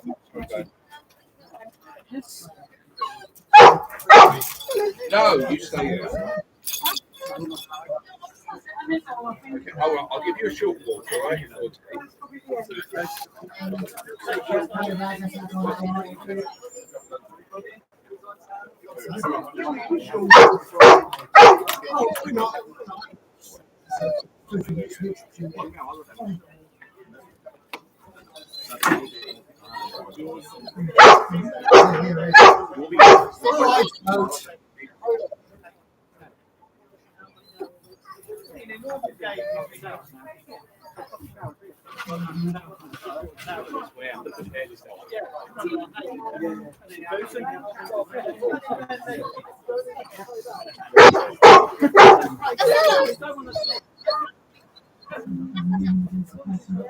Too much. Too much. Settle down.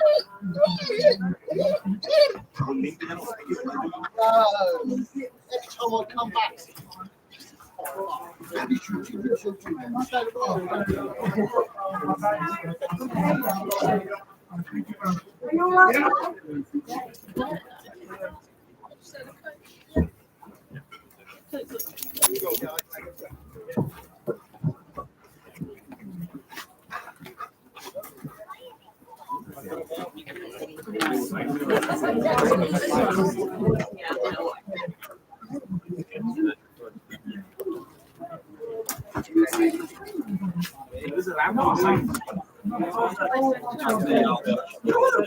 Oh, sorry.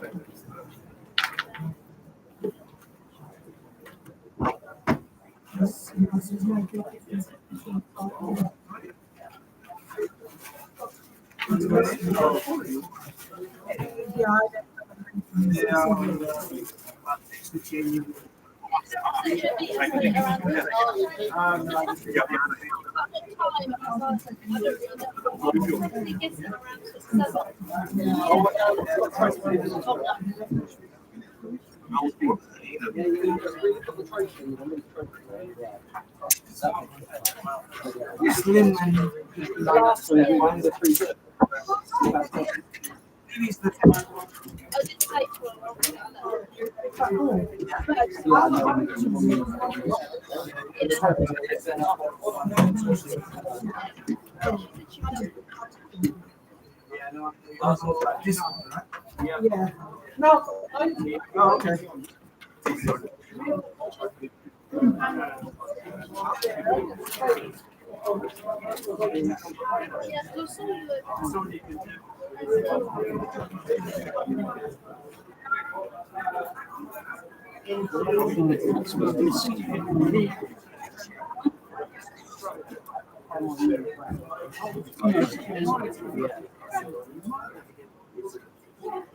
It's fine under there. You don't have to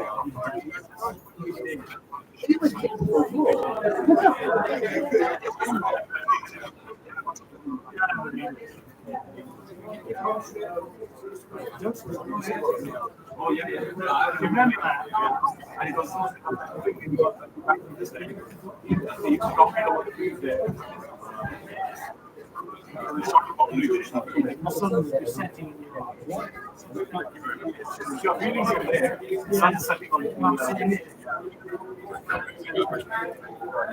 Thanks for looking after him at Cody's ball. Yeah, right. He should be fine now. He's done a nice long week. Next week. I'd like to bring you something nice. No, he's got a dental tube. Which she'll probably give to you and ask you to eat something. Yeah, don't Right, these take 20 to eat it and hand it back.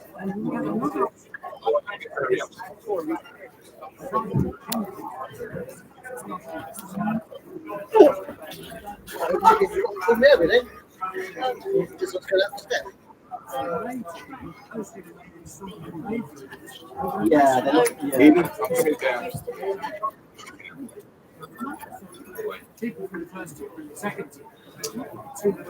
I'm one run in this thing. Okay, so what have you got? I've got. Yes, I've got. 10, I've got what? Yes, Okay, Ben, 12. yes, Robert, 22. yes, Stephen, 3. yes. Nell, Steve, 25. I've only got 24. Oh, right. Oh, And Steve was out in that last over, in the penultimate over, wasn't Yeah. he? And he was out caught by. Paul Bob by Thomas. Yes. Oh, so I'm missing one somewhere. I don't know. I would say to underdog, frustrated about that. None of them seem to come away today. No. Every time I walk around, they get it away. I wonder if they know. Sort of good. You know, it's frustrating. No, no,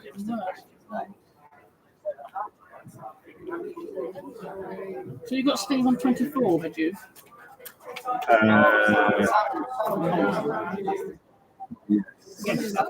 Yeah, okay, so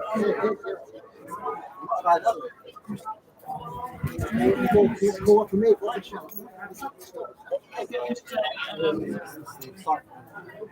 right, I know it all.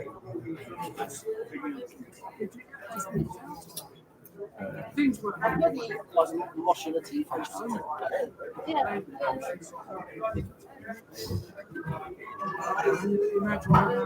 You can see it, and you're like,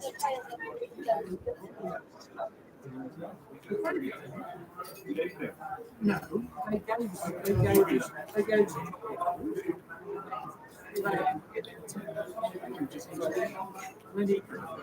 There's no one to top in top.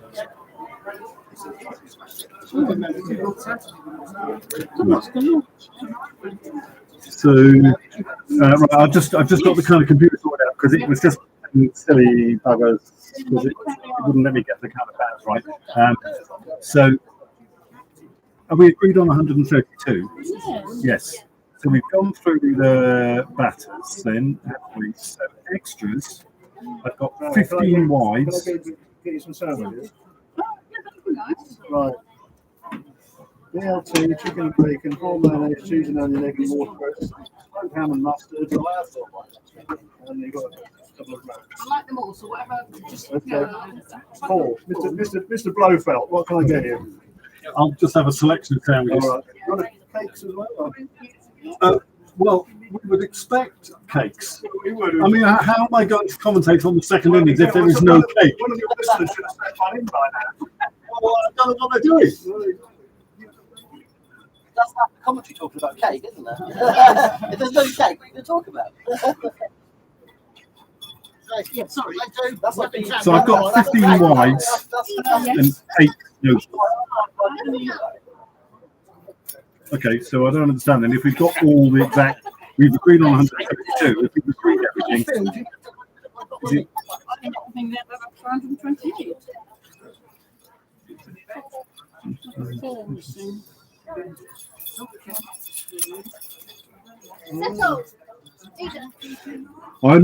it should add up to 132 because I've just added it up in my head. It's off those things, so I don't know why. Because we're agreed. Ben 12, yes. Barney 43, Yeah. Robert 22, Yeah. Tim 1, Yeah. Stephen 3, Yeah. Albert 0, Yeah. Steve 24, Yeah. Natasha 0, Michael Yeah. Parsons 4. That's enough, Yes. T. Come on. I'm just going to have water for now. Thank you. Yes, please. realised my mistake. I didn't have That's enough. Get out. Lay down. Well, I'm glad that's all out, but it wasn't. Well, wrote it out, isn't he? Sit. Got to love the guy that beat you, haven't you? So good. They trained so well, aren't they? Like prime machine. Thank you. That makes sense. Sit down. Sit down. Rob, are you going to have some tea? Yeah, I might have a little. Do you like anything to eat? Yeah, not. Nothing at all? No, but I'll have about 2 points of pizza. Do you want squash or After that.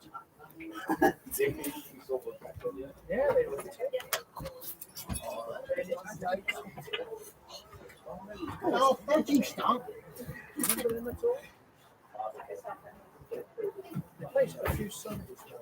There's plenty of tea. Please help yourself.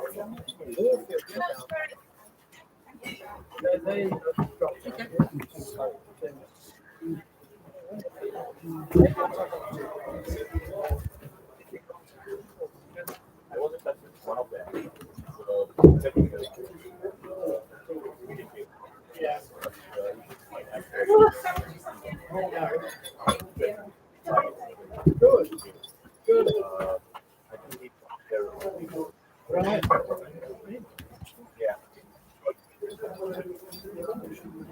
I mean, how many players do you think was run out of time?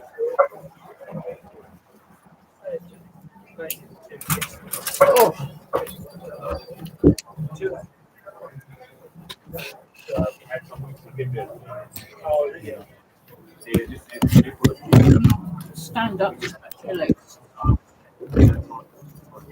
No, it's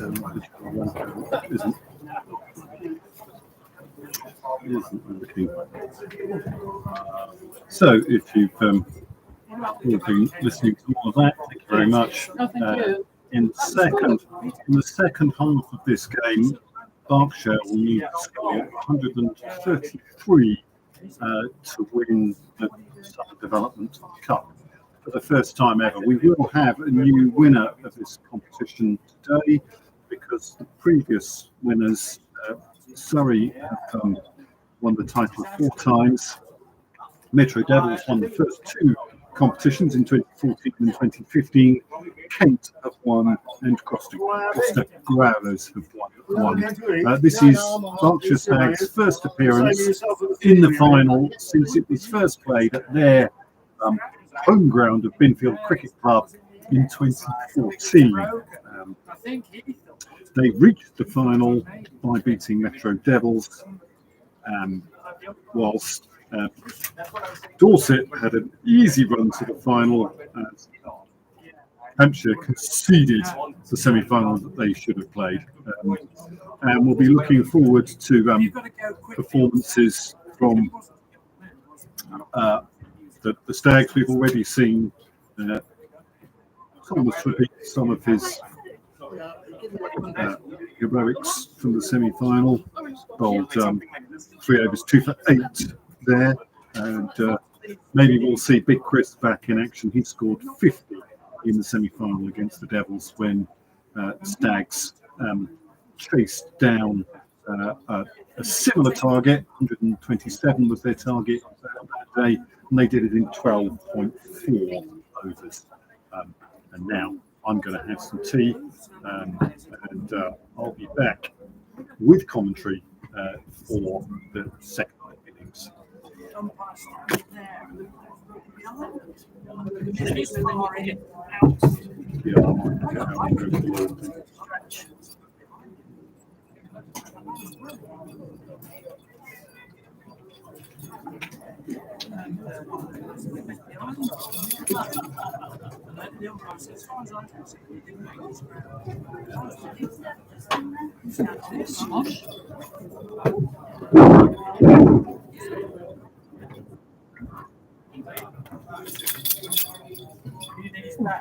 Oh yeah.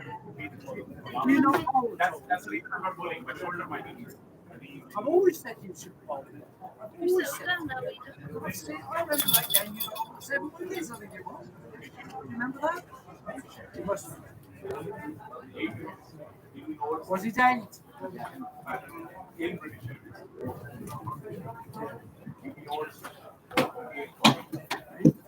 Somewhere we have that. Yes. I've seen you get wickets. Many times I'm not saying today. Another game's when you should. I said, why don't you get down to the different? It's left up. If he can produce a ball that can take a wicket. If you don't like that much, You can lock my Christmas up as well. you know what you Keep.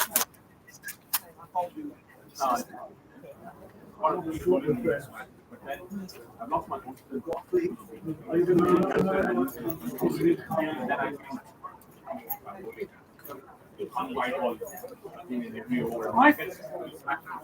That's exactly how I was. Some days I got no rhythm at all.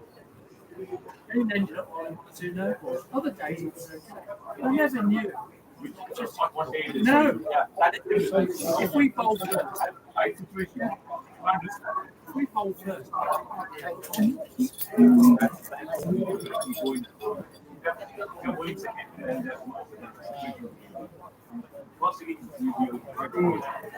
and it was a case of certain people certain people. This is the thing. I used to be somewhere in the middle who could bat bowl. So I was stuck in about 6. And then they'd say, "Oh, we need you." And it's wrong. So they'd send someone else, and someone else. But you'd end up batting 8, about 10 balls or something. And then, anyway, see you. Yeah, see ya. All the best. Thank you. Is there anything else? Are all the games finished now? That is a family event on Saturday, I think.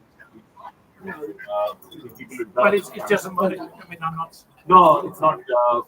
I mean, after that, we that's the last. It's not like, Oh, there is a post presentation on that day. on that day. Yeah, it's a Saturday coming up. Oh, right. I may not. I may have had nothing to do with it. I might have a look. Yeah, come around. I'll see how it goes. Yeah, yeah. Okay, see you. Thank you.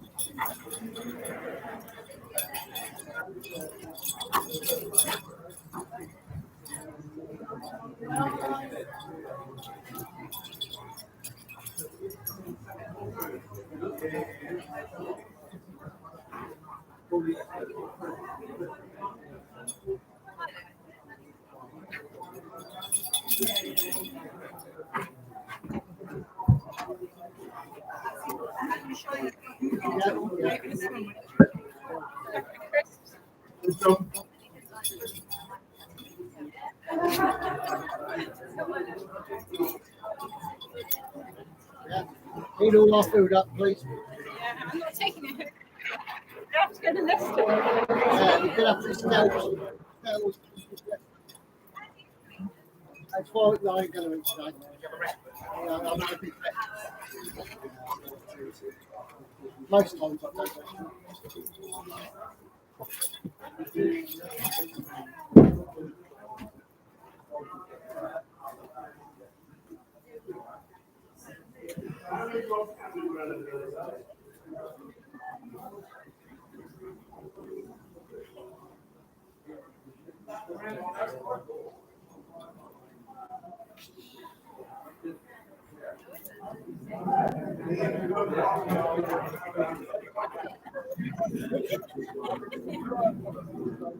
What a bit. Yeah.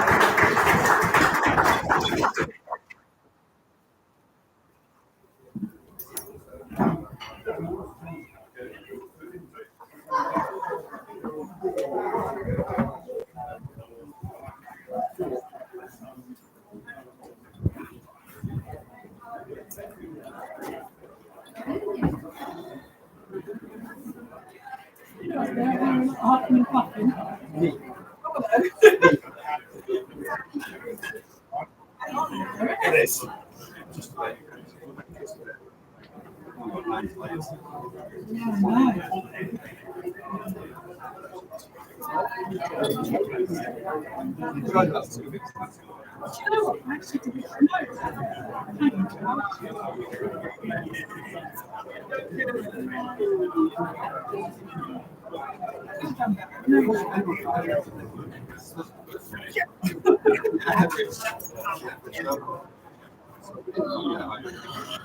It's really hard.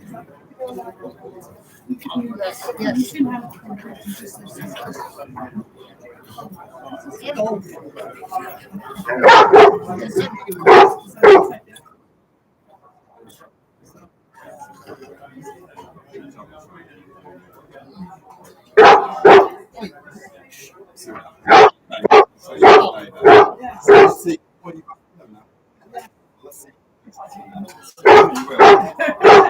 Oh,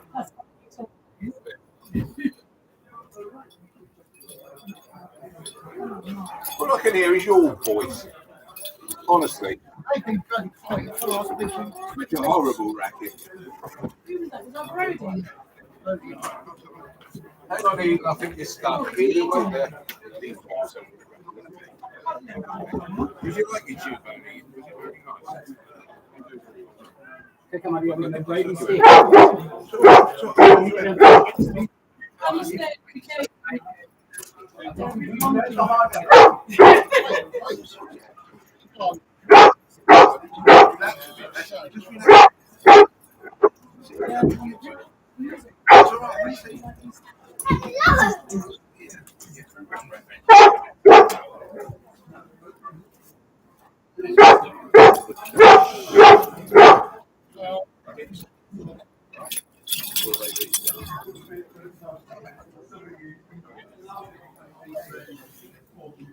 Give me a second, Ian. Oh, there we go. Wait there, I think it's fresh water. Thank you very much.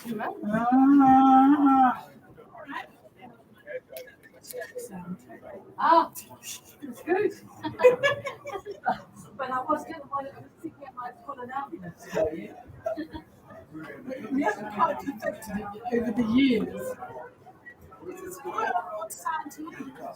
That is about it. Do you want to take Sam? Yeah. Well, I'll be all right. I'll be all right.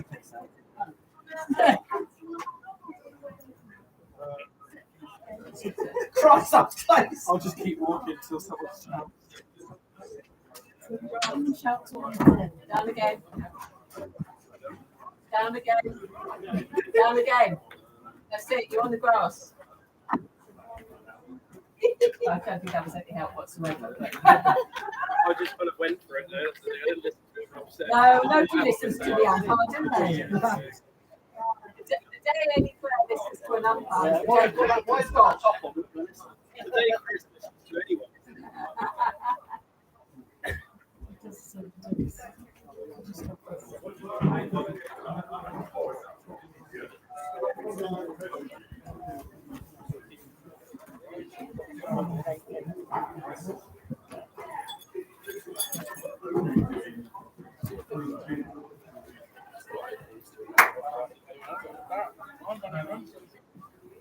No, Rob's going to run. You're ready for me. I'll hit 8 too.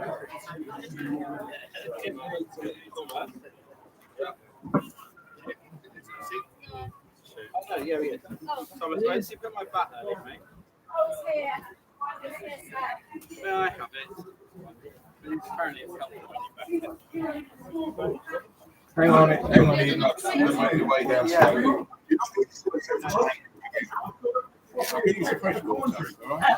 Some nice cool water for me. How can you possibly have cricket commentary without proper equipment? Glad you got the lemon drizzle in there. Did you get some lemon drizzle? No, I had water. I know. I'm trying to Yeah, but you're talking to an international sporting superstar. They have to watch their diet, you know.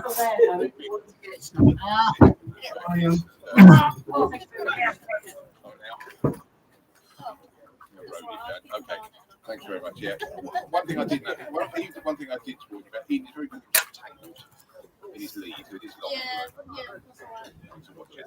And then he's a silly dog. No, so I'm pretty sure he'll be 2 at the end of the month. So he's not still a big puppy. Yeah, he's still quite excited. I said he loves coming to the cricket. He's outdoors, meeting people. Yeah.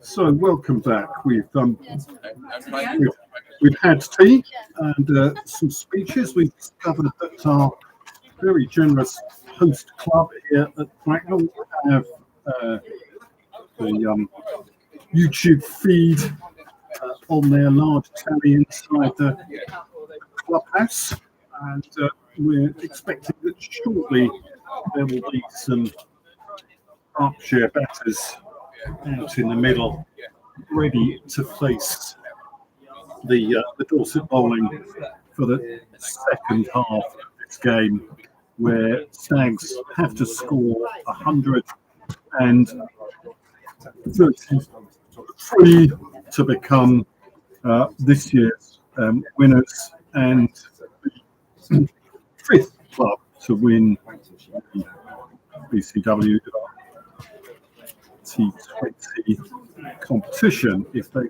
fail, then Dorset will become the 5th club to win this competition. Neither of these clubs have yet won this cup. So Dorset here in the final for the 3rd time. They've lost against Surrey 2 times the competition has been played.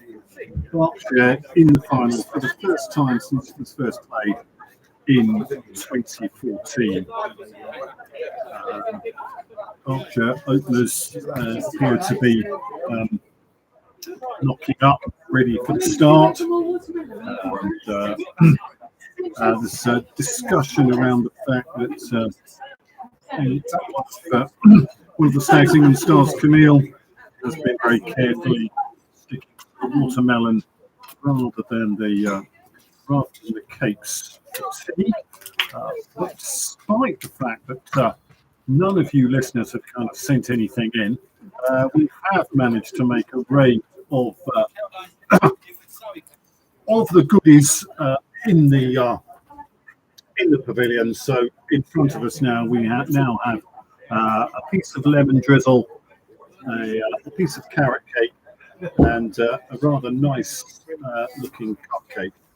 I think the biggest disappointment is that my suspicion is that all of these cakes have been factory produced and purchased in a shop. And I don't know whether the difficulty with providing tea in this part of Berkshire was so difficult for the Stags that they could bring some of their absolutely fantastic and award-winning home-baked cakes for us today. But we'll have to see how well we manage to do on these shop offerings. We might just do a little tasting before we get started, because the 5-minute bell is around somewhere, but I haven't heard it rung yet, so we've still got a few minutes before the second innings gets underway. And I think we'll start with a sample of the lemon drizzle.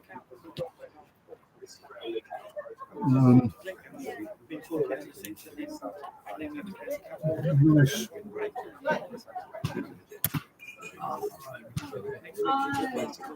Nice, good lemon flavour in the frosted icing, and a nice sponge. And I understand there's been a little delay in the start of play while the toilet arrangements are sorted out for Ash and her wheelchair, and access is arranged. The club have been very good at trying to provide the best access possible to a pavilion which is several steps up from the playing surface. For those with various impairment difficulties, the steps are themselves easy to use. And as you can hear, we are now 5 minutes away from the start of play in the second innings. The bell having been rung by the umpires. Most of the Dorset side are standing just inside the boundary, slightly to my left here, or what they've made their sort of home just off the boundary. The Stags openers on knocking up in front of me.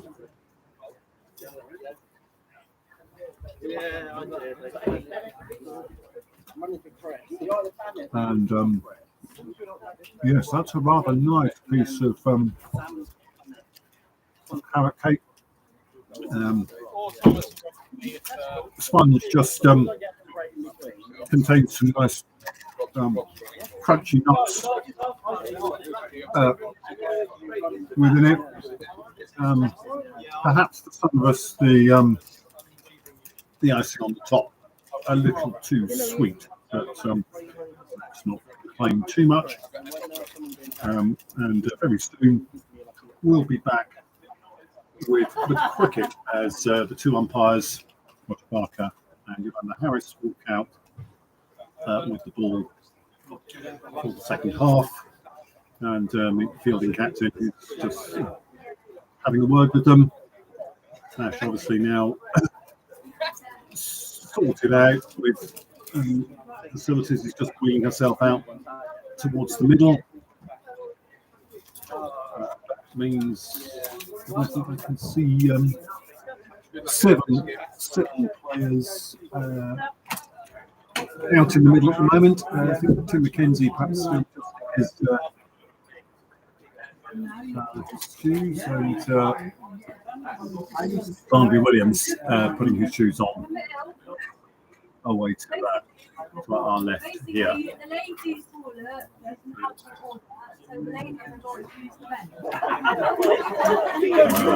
I understand. Well, it's a more difficult thing than I thought. There are ladies available at all at the moment here, unfortunately. But everybody making the preparations needed to make that work. So the batters are now starting to walk out. Thomas Froud spinning his arm around. He's walking out with Chris Wallace. Chris Wallace, accompanied by Rob Turner as his runner.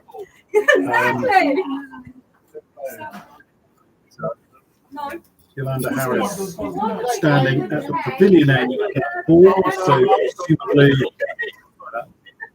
Dorset going to open the bowling from this pavilion end and not the far end at the expense ground down there. Roger Parker is the square leg. Walking across to the stumps at the moment for some reason, and walking up to speak to him. So a little umpires discussion to set ourselves ready for the game. See exactly what's going on.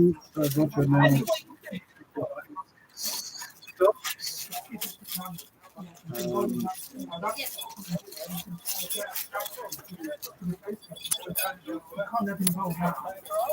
And yes, it is going to be Williams from this end with Thomas Froud on strike for the first ball of the second innings.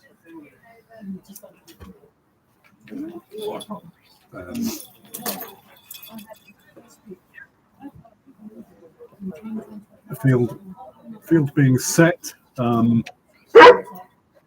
Lot of fielders in close. There's a real ring of seven fielders around the batter as Barnaby Williams comes in, bowls. Thomas Froud steers it out to square leg, goes over the rope now. There were cheers from the Stags supporters below us in the scoring position, and so four for Thomas out to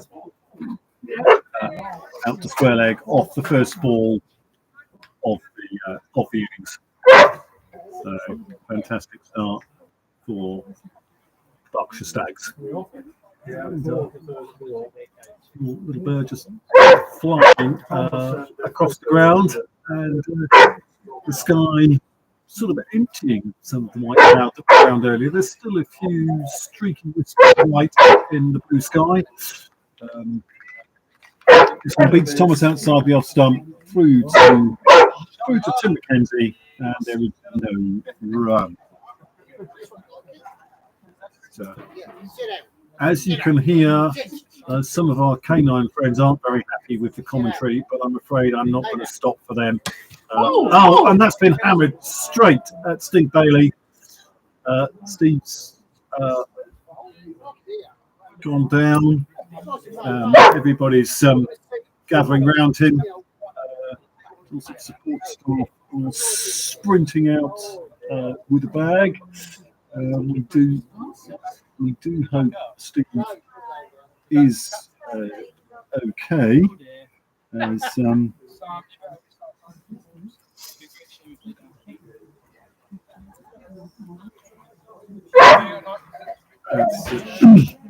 Thomas Froud absolutely went to nail one through the covers and hit the fielder really quite hard.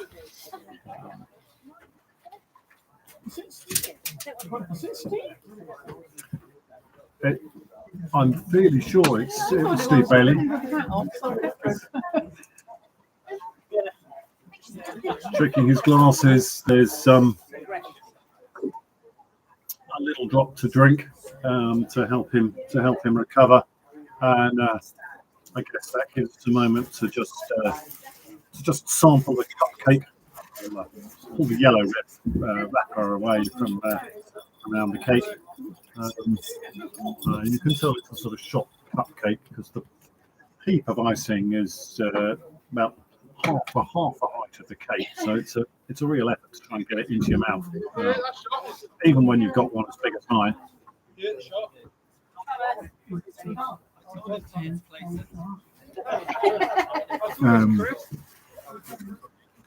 And yes, very, very sweet on the icing, tending to overpower the sponge of the cake. So generous applause from Berkshire in front of us. The Dorset support team come off. Steve is back up, looking fit and fresh, crouching menacingly as we move on to the fourth ball of the over. This is just snicked by Thomas, a sort of outside edge through point, which just evades Tash. Tim McKenzie tidies up, and 1 run is scored. So Chris Wallace to face his first ball of the innings. Low partial, Chris Wallace has Rob Turner running for him. Chris is asking for a guard. It looks as if it's fairly late tonight. Guard he's asking for. He's given that by Harris. Barnaby asks if he's ready, commences his run, comes in bold, right arm over. It's a little bit on the leg side. Chris Ellis attempts to repeat what Thomas Fowle did on the first ball, but it doesn't reach the boundary this time. And Rob sort of has to run through for 2 as Thomas just hammers through for 2 runs. So Chris to face again, one of the up bowls straighter, and Chris lifts it over Steve Bailey into the covers. Thomas decides not to try and take second, and there is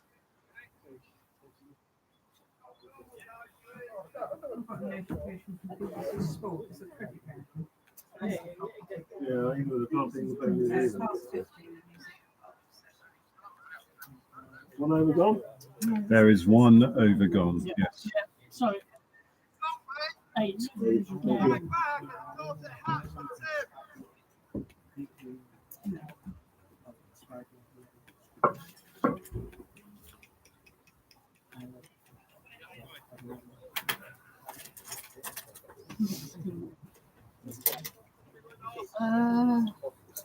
That's a B1, isn't it? That's Albert Jordan, I think, coming on to bowl. Yes.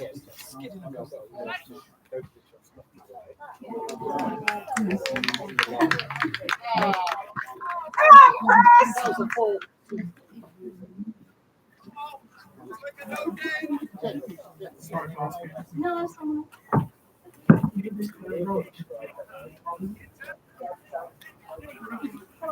Sorry. Oh, you got that? Yeah,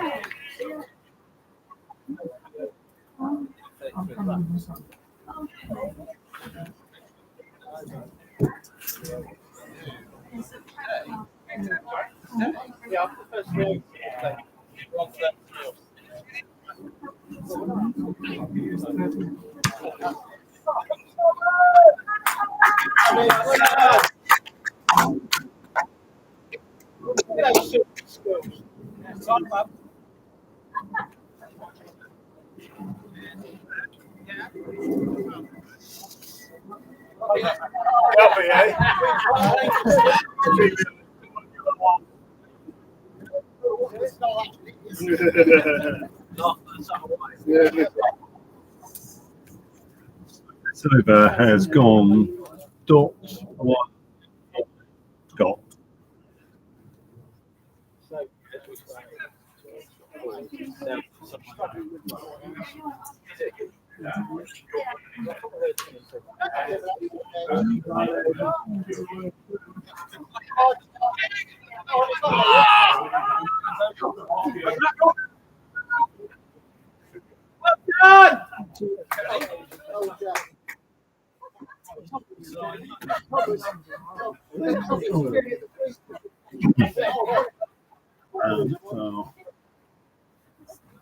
Apologies for the lack of commentary for a few moments. I was trying to sort out the computer. But we're now back under control. It's 15 for 0, and there's one ball left in Albert Jordan's opening over. Thomas is on strike, and he's already scored 11 7 balls. This one, though, is good length ball. He just defends it down. Steve Bailey comes across to field in front of the bowler. It's the end of the over, and that is 15 without loss of 2. Oh, I thought that was the end of the over. Oh, well, we'll have another ball again. Again defended by Thomas for a dot. So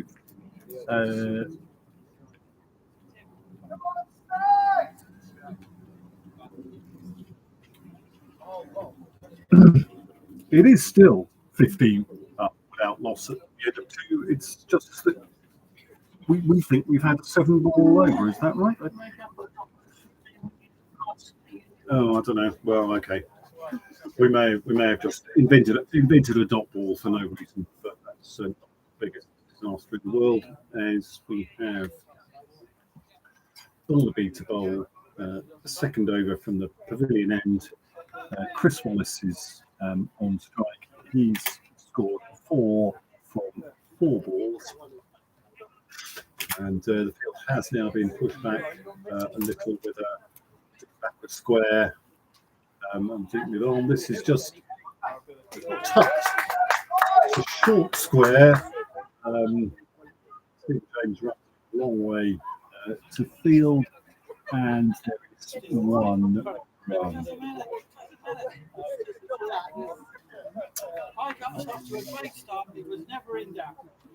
So,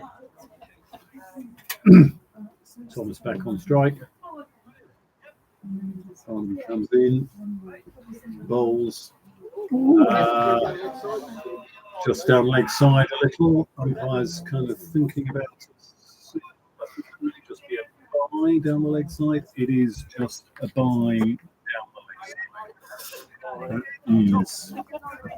That is the first bye of the day. So Paul Fisher didn't let any escape. Tim McKenzie has let one go through in the 3rd over. So Chris Wallace back on strike, and he powers the ball over extra towards us in front of the pavilion. Thomas is already back for second. Second was at the danger end, and Rob is able to run back to complete the second run as the bowler had to sprint backwards from their position to field the ball. But they're quickly back and ready to bowl again. It's 2 bounces to Chris this time. That surely is wide as it is fielded by Tasha. It is wide. Tim McKenzie has thrown the stumps down, so there's a lot going on out there. Let's just kind of stay calm, though. Certainly can't take runs in this format of the game once the wicket has been taken, unless you were in progress. I think there was an attempt there to try and run out of stump Chris that wide ball.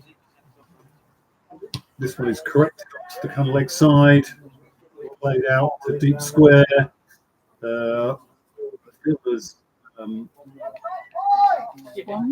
fielder is hobbling. I think that must be Ben Williams who is struggling, but only one as it's Chris on strike. Rob running for him. Was able to sprint hard and make that two. Thomas, it might have been two. This is down the leg side. Thomas, not wide enough for the umpire to have any interest in it. So a dot ball. And we've reached the last ball of the over.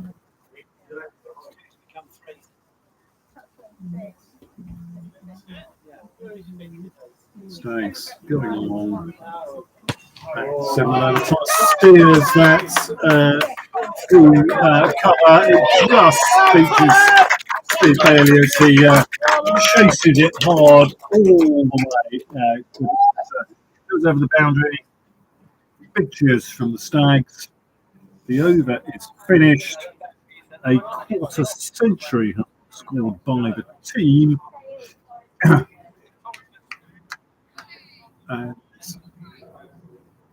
we're just looking to see who's going to be bowling. I think this is a bowling change at the far end with Robert Sholto Douglas Vernon coming on. Another B1 to replace Albert Jordan.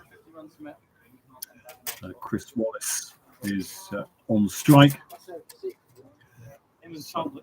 Scored 8 from 7 balls faced. The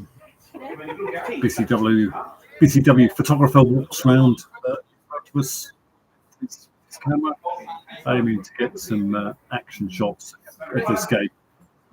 It's leg side-ish to Chris. It's played down to leg.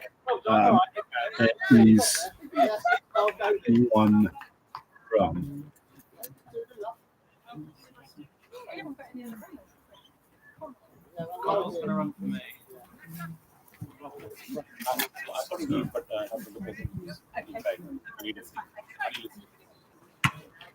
Thomas on strike, fetches it from outside, off through mid-on.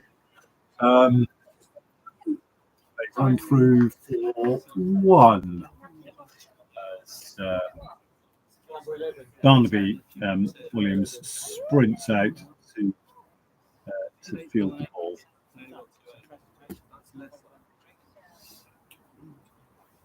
Chris Wallace back on strike.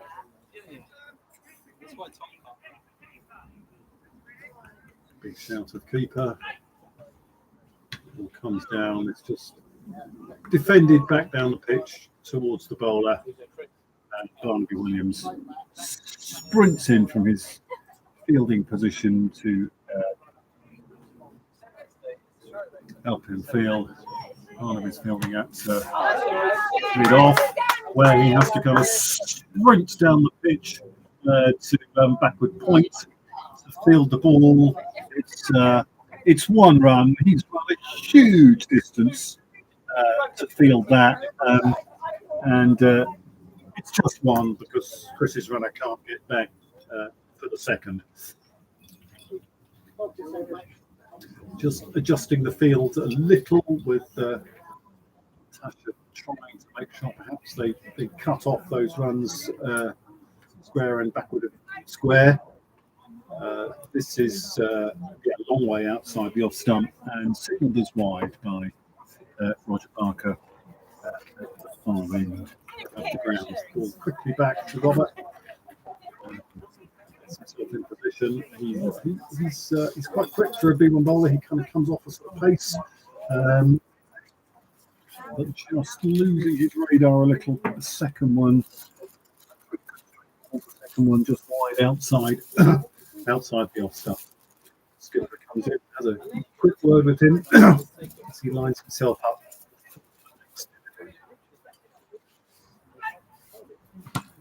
And this one is struck away backward of points. Is sprinting after it, and they still can't take two. The fielder is running from mid-off to deep backward point. The batters are unable to take 2 runs. But we have 2 balls now left in the over as Chris Wallace comes back on strike.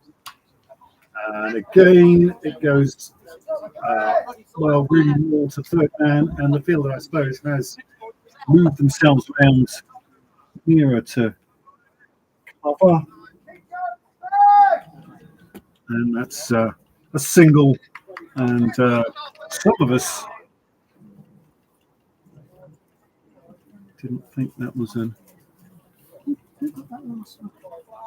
over completed. That was Chris scored the last one.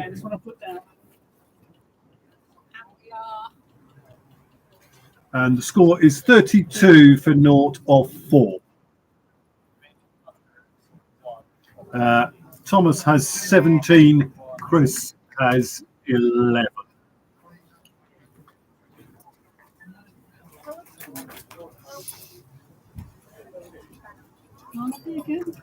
Looks like Barney Williams to bowl again.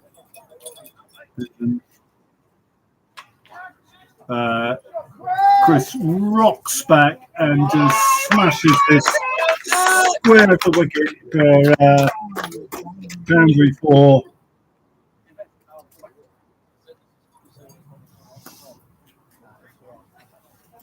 What's Thomas on? Thomas is on 17 off 14. Chris Wallace is 15 off 12. Thank you.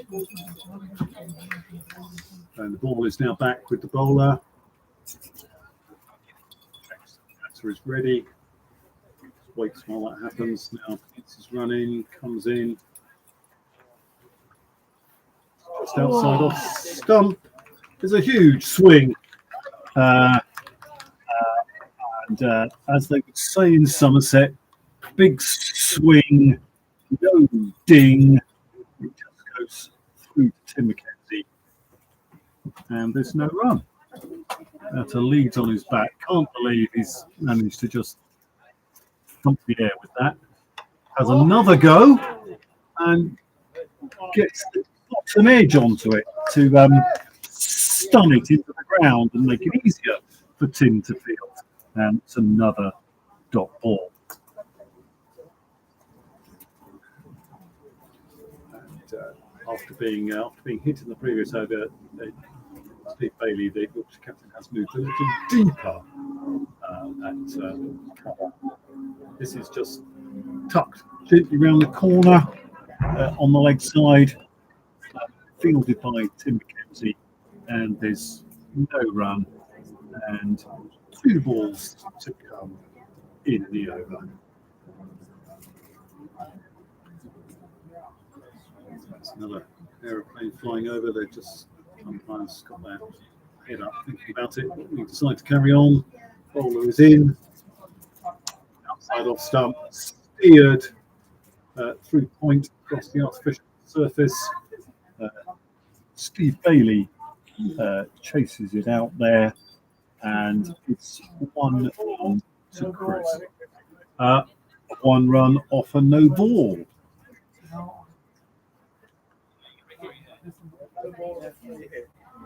Oh, no ball. Yeah, 1 off a no ball. That. Still got 2 left. And Thomas miles up into the air at long on off free hit. Barnaby chases back, catches it on 1 bounce. But you couldn't have been out on the free hit anyway. But it does mean that no ball, but we have still got 1 left in this over. Chris Wallace to face. Barnaby bowls. Fairly straight. Struck back. Just beats the keeper. Through to mid on. Steve Bailey's across to call for the ball to be thrown into him, and Barnaby again has to field off his own bowling. It's 1 run score. The score is 40 for 0 of 5. 4-0. 4-0. The rate is 8 runs and over, and the required rate has come down to 6.2. For those who are interested in these things, Andrew Stacey from the Stags is manning the scoreboard in front of us.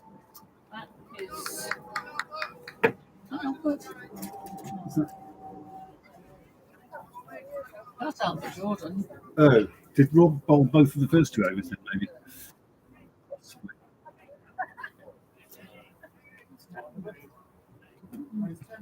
I don't know. I put this down as out the second one or what?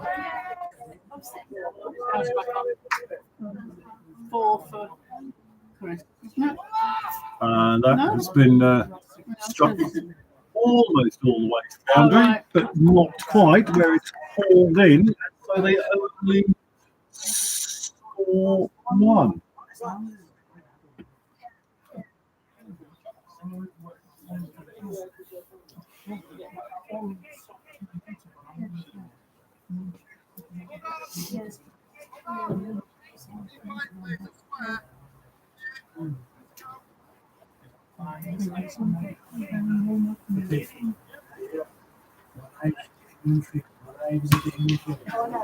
And this is squirted away back in the square. They are taking 2 this time. Thomas is already back. By the time Rob has got to one end of the pitch, and that was swerved down towards third man does give Thomas 2 runs. And, yes, he did have 2 for the price of 1 on Rob there. And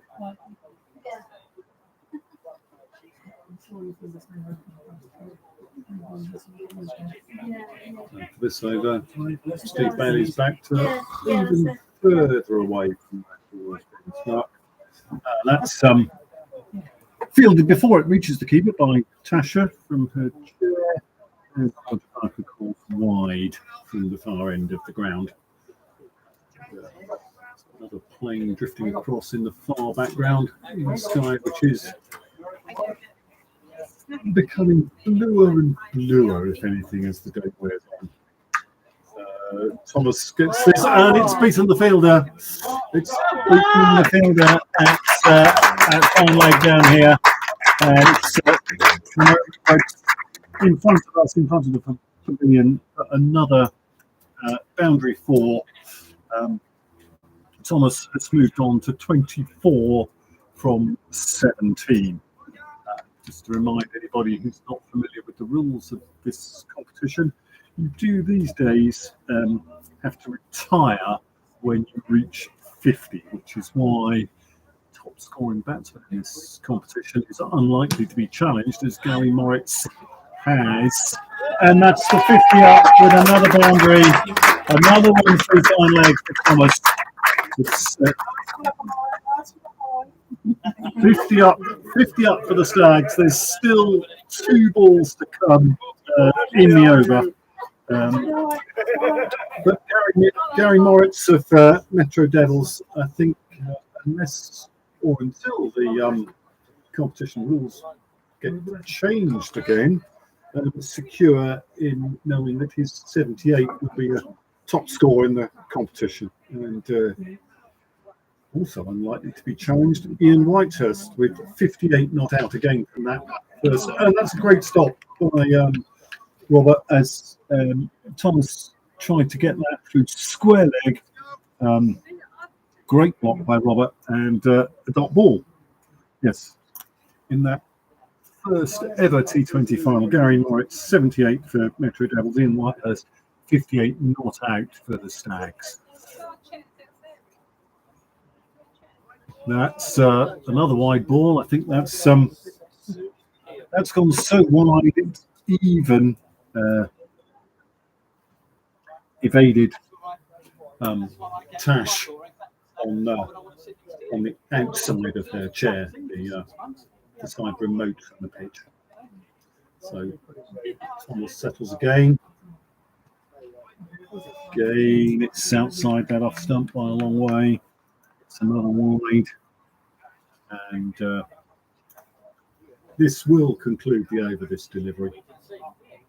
Whatever happens. At least we think it should, as I believe it's the 9th delivery.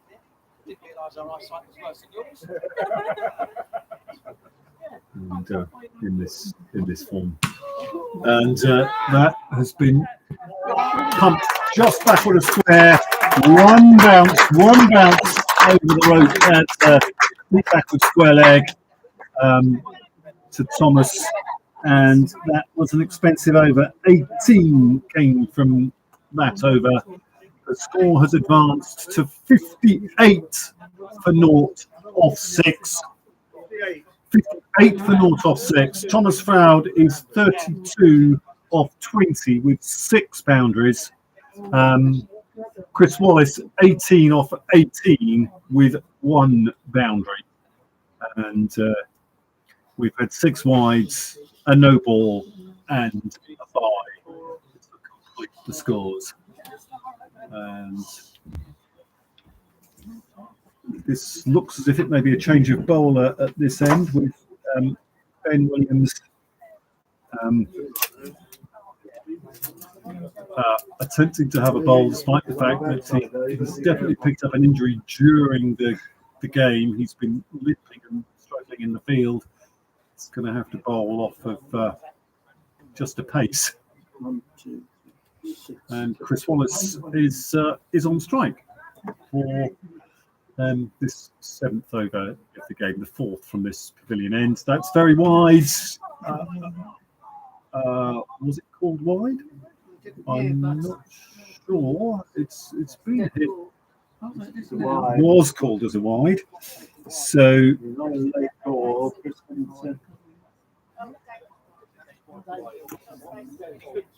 Chris unable to kind of pull out. Steve Bailey just having a word with him to remind him that however late the call of wide is, as soon as wide is called, you have to pull out of your shot, stop trying to hit the ball, because you might also hit a fielder.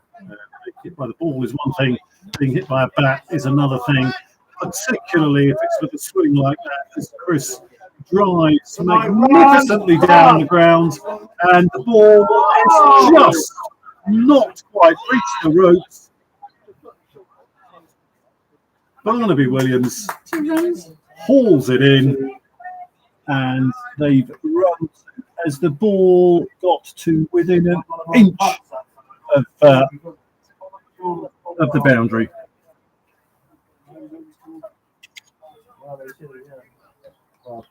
Have you left it as time for drawing to Robert And I had Albert as the first, and I haven't changed it, but I will check with him. I think Albert has bowled both times from the far side of the stumps, and I think Robert bowled from this side of the stumps. I think this one is swung away square by Chris and chased out by Stephen James to keep it to one run. As Thomas jumped through easily, and Rob ran himself down to this end to take one.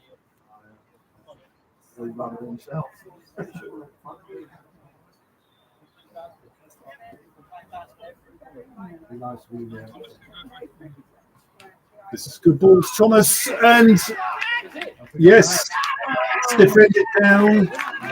And a very well taken B1 catch at short leg by Robert. That is a fantastic catch.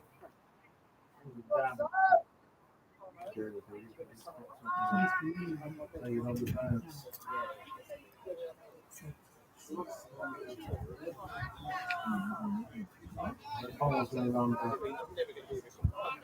Coles back to run to Sam, and so Ross still has to run Thomas.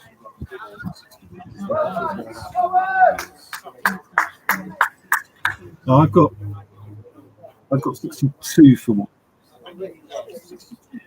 58 at the end of the last over, wide 2-1. Oh. 1, 2, 1, 4, 4. Oh, yes. Okay. Did you say it was 50? Well, I thought it was 58 at the end of the last Yes, over. it was actually, yeah. And then it was And then wide 2-1 and the wicket.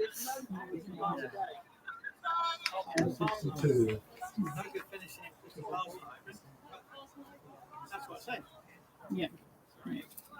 62 for one, and we've got 3 balls left in this over. And the Stags skipper Sam Hoskin has gone out to bat. Sam back from playing for the World Blind Games, where he made his debut. He was batting at 6. The legend that's Nathan Foy was batting at 3, and both of them ended up having scored the same number of runs in the competition, but Sam ended up with a better average from the World Blind Games in Birmingham than Nathan Foy. Matched him run for run, wasn't dismissed as many times as Nathan. So Ben in bowls to him. He's again looking to try and reverse it through that man. He's shot 2 balls he's faced so far, and he's yet to connect. If he does manage to connect, there could well be runs there.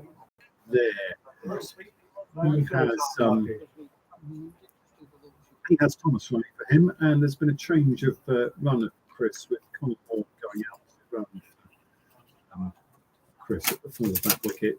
Rob Turner also came back in and passed on his running duties. Again, this time he does get it. Reverse out to backward points, and they do run 2 as Steve Bailey goes out the field. So 2 runs, 4 scored, and that is 66 for 1 off 7.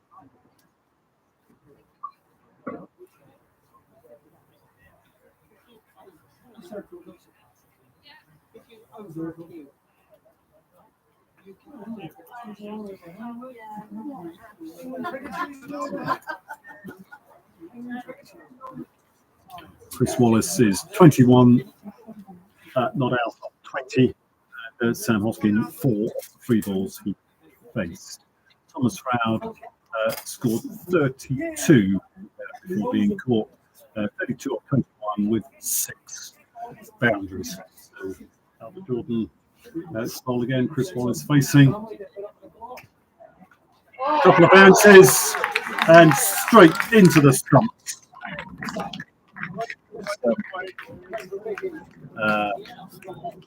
Chris Wallace sort of thought about several different shots. In the end, didn't hit the ball at all, and is bowled, and that is 66-2 as Rob Turner goes out to bat for the Stags.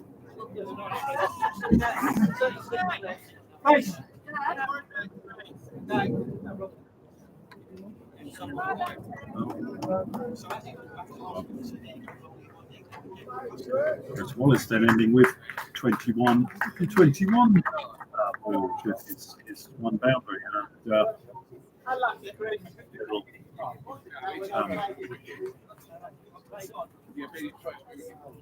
great encouragement for the Stag, for the Dorset side. 2 wickets down, the 2 big hitters back in the pavilion, inside 8 overs.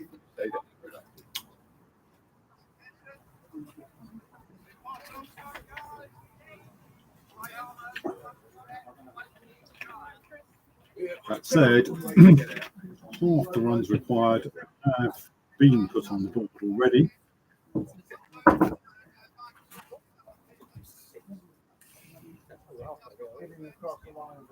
No, I didn't. I hit it straight on. It was a bit perfect. Don't worry about it, Chris. Right, John, he did have a good bowl for Somerset. This is high in the sky by Rob Turner, but it's out towards Ben Williams in cow corner. There's no way he's sprinting in to catch anything with his injury. So they're able to go through for a single and bring the Stags skipper back onto strike.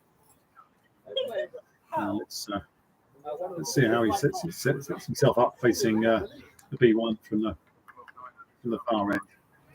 Going to try those dinky reverses again. Or is he going to play his straight shots? Again, it is reversed. It's gone very straight. It is across the field, and they run through. They run through for one run and 2 scored.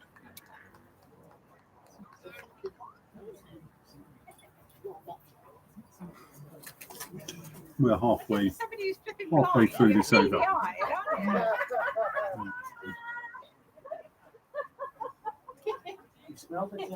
Albert lines himself up straight and hit back very straight. Huge sprint from Barnaby. Ball comes in and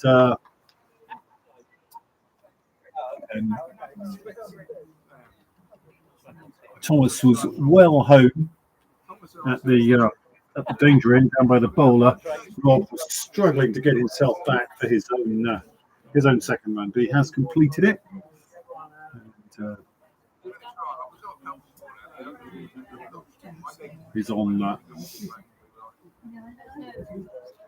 3 from the 2 balls. And now he looks to kind of reverse through third man, and it's a run all the way down to the other end of the field for Barnaby, who again manages to restrict them to 2 runs as we reach the last ball of the over. Albert lines himself up, pointing with the non-bowling left arm, right arm over. Again, reverse through third man. Again, it's chased down by Barnaby, and this time, Rob not interested in trying to turn it into 2. Just takes the signal to hog the strike from his skipper. It's 74 for 2 from 8 overs. There are 59 more needed to win. Rob Turner is on 6 from 6. Sam Hoskin is on 6 from 4. Both batters are on 6 from 4 balls faced.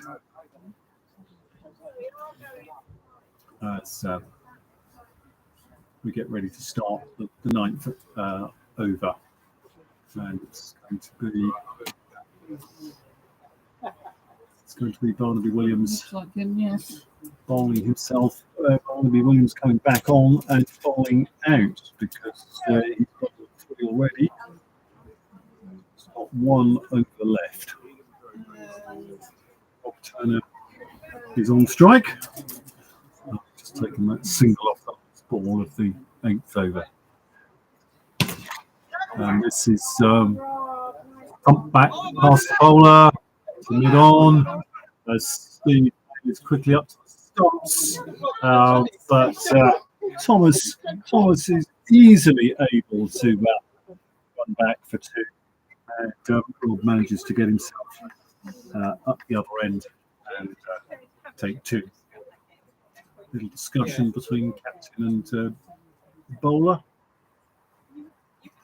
as Rob looks around to see what his scoring options are. And bowler up, bowls. Rob scoops that high in the air, square. Stephen Jones comes across the field behind the umpire, and there is 1 run, which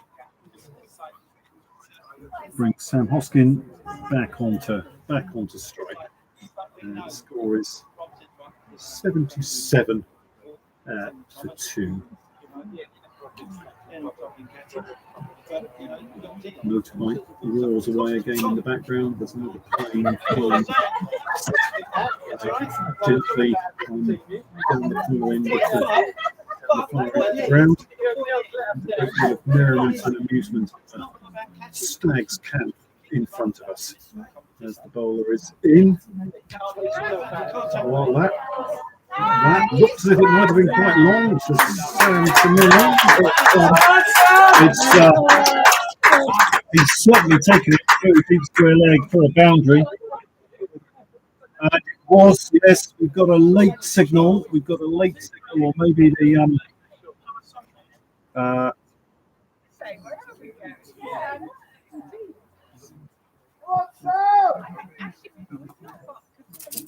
so the boundary off of a no ball. So free hit to Sam now. Better length, big swing and a miss to the keeper, and the free hit escapes as a dot ball.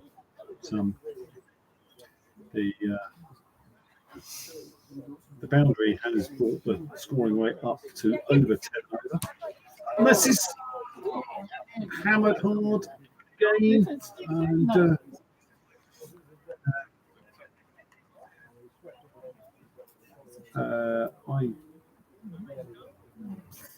I'm not sure. I think that might have been. I think that's Albert Jordan who fielded that, which was thumped really hard into him, and no run.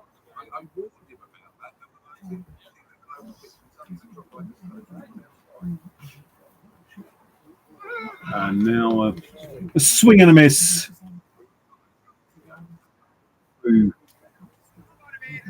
to the keeper, and we've now got 1 to come. In the 9th.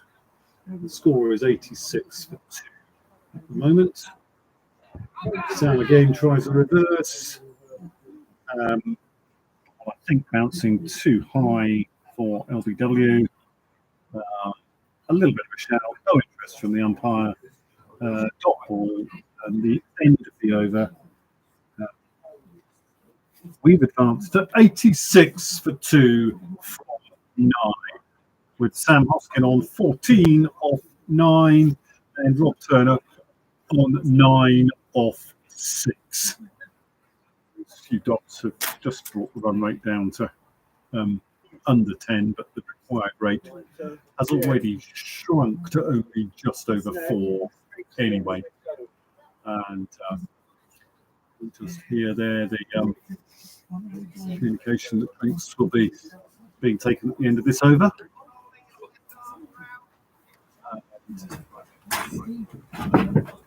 Change of bowler at the far end, and this is definitely Steve Bailey coming on to bowl. Turner out into kind of cow corner. Oh, and that's a great effort by somebody who really is struggling with their mobility to knock it down and save it going from a boundary. Great effort from Ben Williams out there to limit that to 2 runs. Steve in again. This one's flatter, and Barnaby Williams almost took a kind of catch as That was squirted out over point by Rob. Couldn't quite get there, unfortunately, and they've taken 1 run. So Sam Hoskin back on strike, putting himself up. Steve Payne comes in, bowls. Oh, he put him out. And that's hits him on the body, and it's half out LBW. And so again, as in the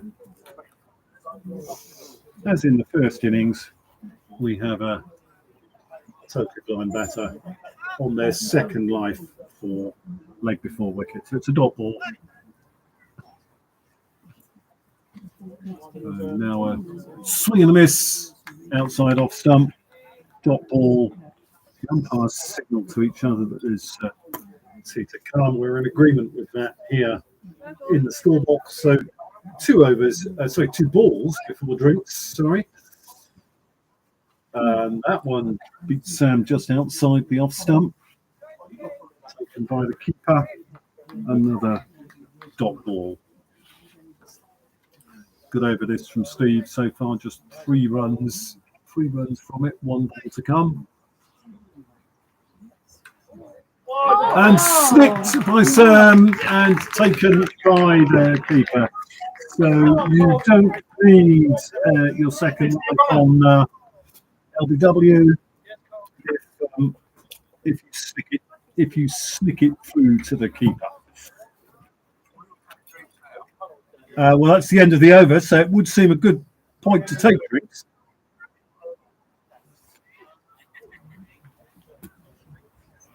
It's Berkshire 89 for 3 off 10 as Sam Hoskin is out. Caught Steve McKenzie bowled Steve Bailey for 14. So the run rate is 8.8. The required rate is 4.4. But wickets are tumbling. 89 for 3.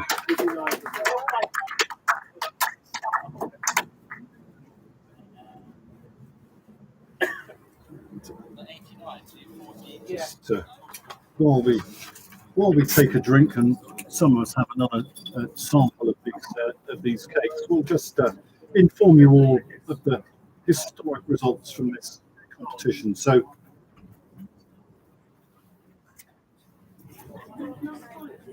first played in Berkshire at Binfield Cricket Club in 2014. Metro Devils beat Berkshire Stags by 8 wickets. The following year, the Devils beat Hampshire by 14 runs.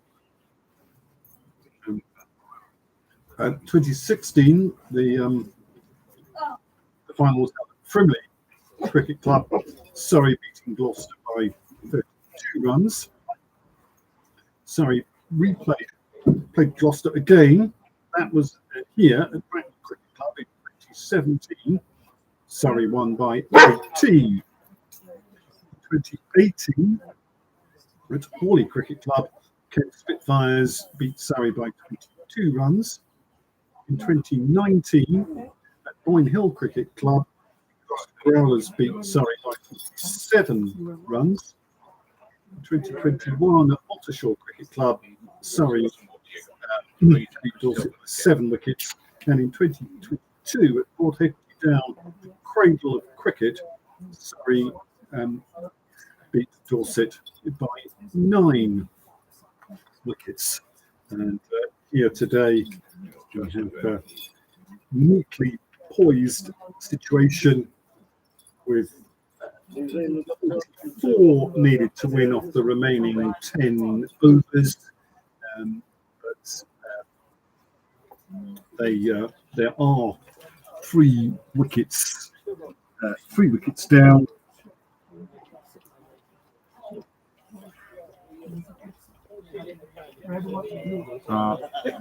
And Dolphins obviously looking to take those remaining 7 wickets and concede less than 44 runs to enable them to No, I kicked it over. It's my fault. Sorry, Ru. win. And looks as if there's been perhaps a little change in the Stags batting order with Paul Fisher pushed up to number 5 in place of Andy Turner. So Rob not being joined in the middle by his dad, rather by wicketkeeper batsman Paul Fisher. Treats seem to have come in. The umpires look as if they're ready. Thomas Froud is just doing some stretches and making sure he's going to be able to run. Rob Turner is just sitting on the ground, gasping for breath and see if he can get some into his lungs so that he'll be able to move as he has to run in the second half of the innings.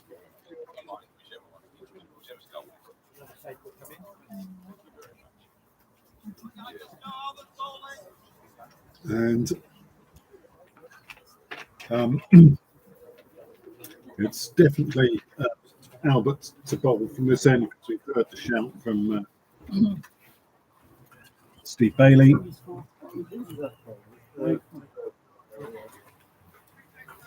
So, not facing. And Not just yet, thank you. Rob facing.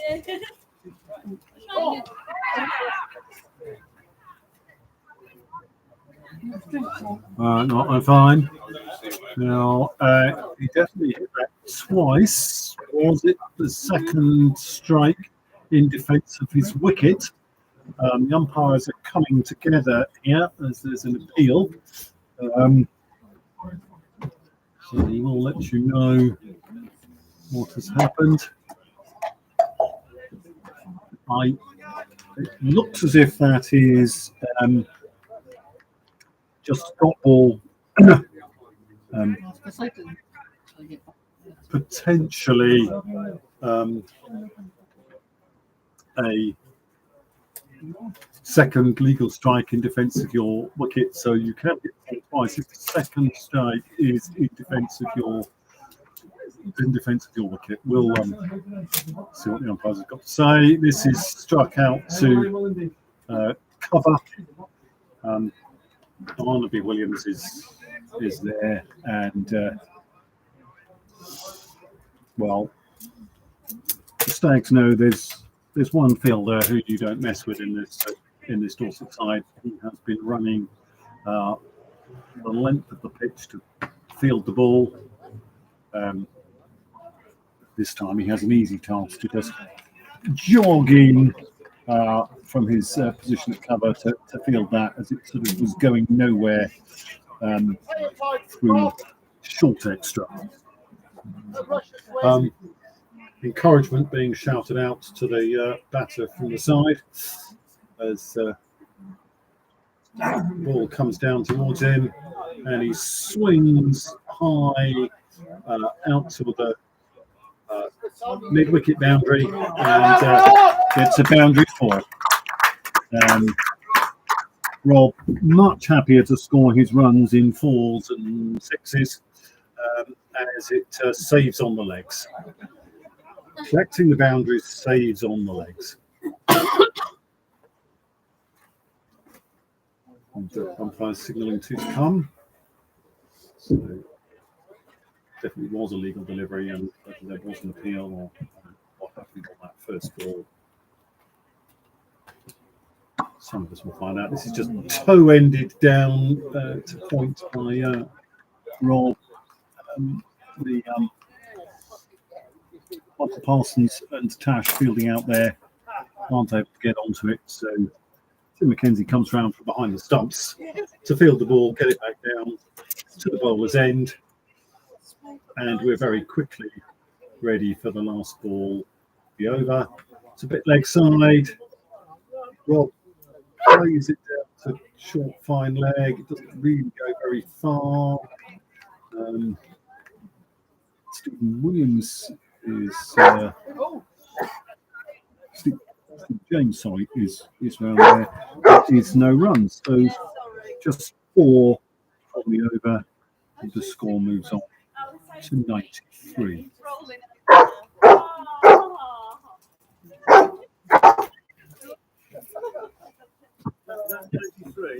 It's 93 for 3 from 11. So Paul Fisher then to face his first ball. Steve Bailey, the Dorset skipper, staying on at the far end. As the field get themselves into position, and that's slightly reliant on the injured Ben Williams managing to limp his way down here to the fine leg. Boundary, well, he's just a few yards in from the boundary, but fine leg. So skipper comes in and bowls, and Paul Fisher steers it out just backward a point. Is it going to reach the ropes? It is going to reach the ropes. It's the boundary forward to Paul from his first ball placed. And Berkshire approaching double figures. Sorry, triple figures. Triple figures.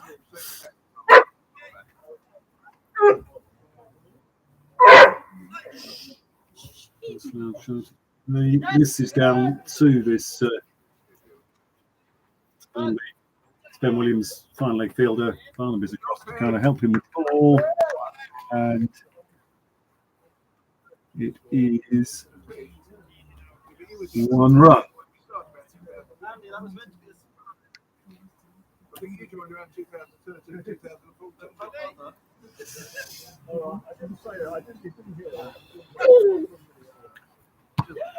Rob Turner again out long on.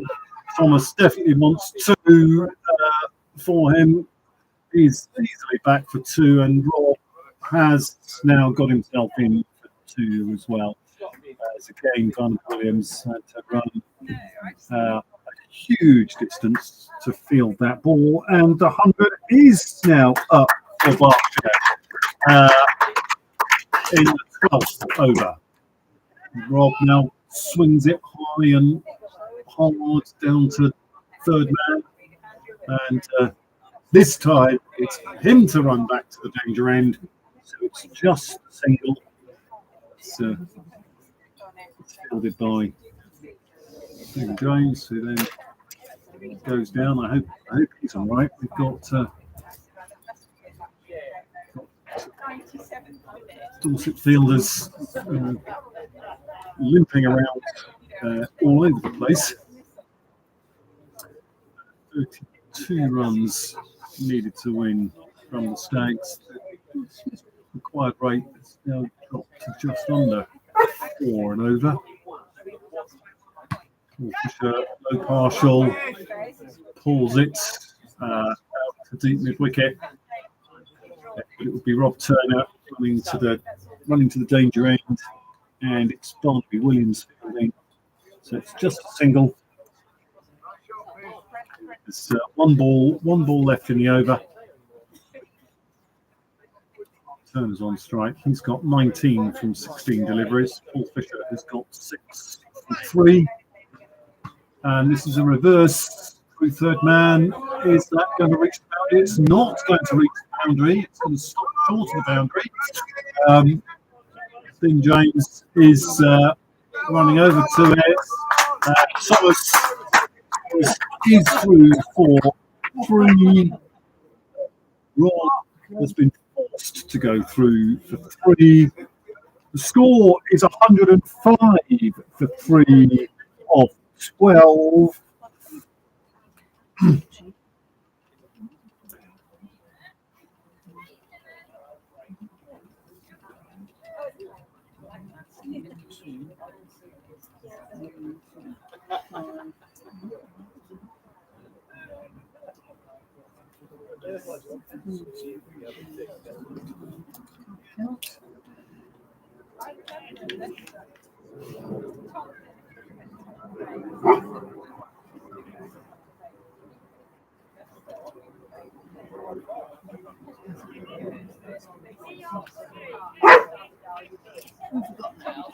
Oh, that, I think this is Robert, yes.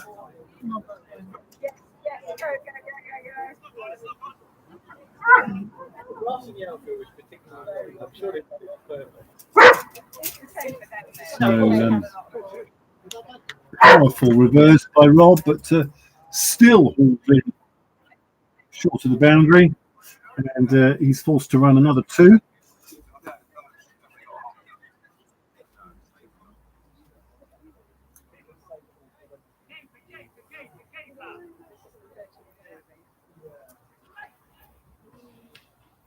And this is just defended away to square leg.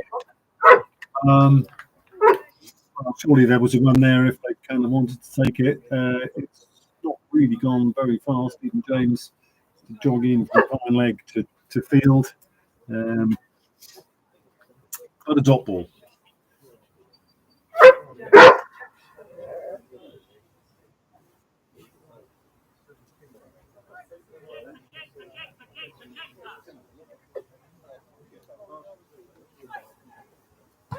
And that's a no ball, just too long. Just too long. Very well defended by Rob as it drops on his toes. Just too long. So gets the benefit of a free hit. What can Robert do with the free hit delivery? It's pretty good, but it's beaten Steve Bailey, and Steve Bailey is beaten by Barnaby Williams, who chases out huge distance to long on, and Rob gets another 2. 23 now needed to win, and the required rate now down to really only almost 3 and over. This is outside, off start, looks to reverse, doesn't hit it. Umpire decides to step in and signal a wide. So now we have Nelson and 22 needed to win. What's going to happen?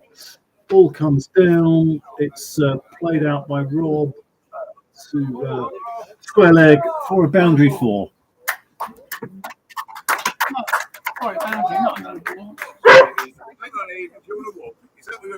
Boundary 4, and there are 2 to come. Is I think what the umpire's hands up signal is about.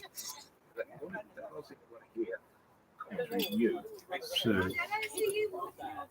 115 for 3, 18 needed to win.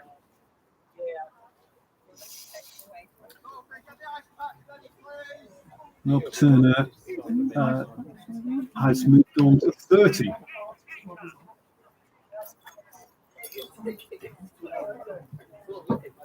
This one beats him down the leg side. Thomas sprints through as Tim McKenzie chases the ball down, and that's a bye.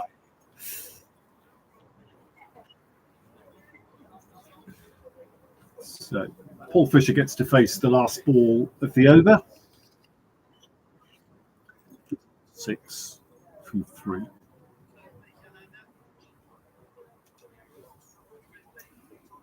So I can rely on you two to get 20 minutes. So carefully taking his guard. First time he's faced down at that far end, Hugh Spence end of the ground. He comes into him straight, plays it back to mid on. Fielded there by Steve Bailey, the Dorset captain. It's 1 run. That's the end of the over. It's 117 for 3 of 13. There are 16 needed to win of 7 overs. And Steve Bailey is to continue with his 3rd over from that far end of the ground. Paul Fisher on strike, having scored 7 of 4. Rob Turner needs 3 more to go past Thomas Froud and be top scorer in innings. Top scorer on the day looks as if it should be Barnaby Williams from Dorset, who scored 43.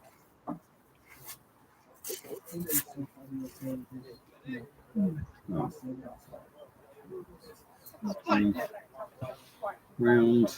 It's played to short square. Robert goes out to field it.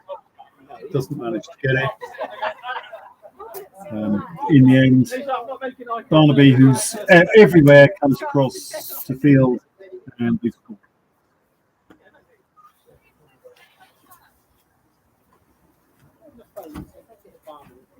Where is Stuart? He's supposed to be here right now. on the far end. Couple of bounces to Rob. Skied up. Bounces near the umpire at square leg. And once again, it's Barnaby Williams who fields.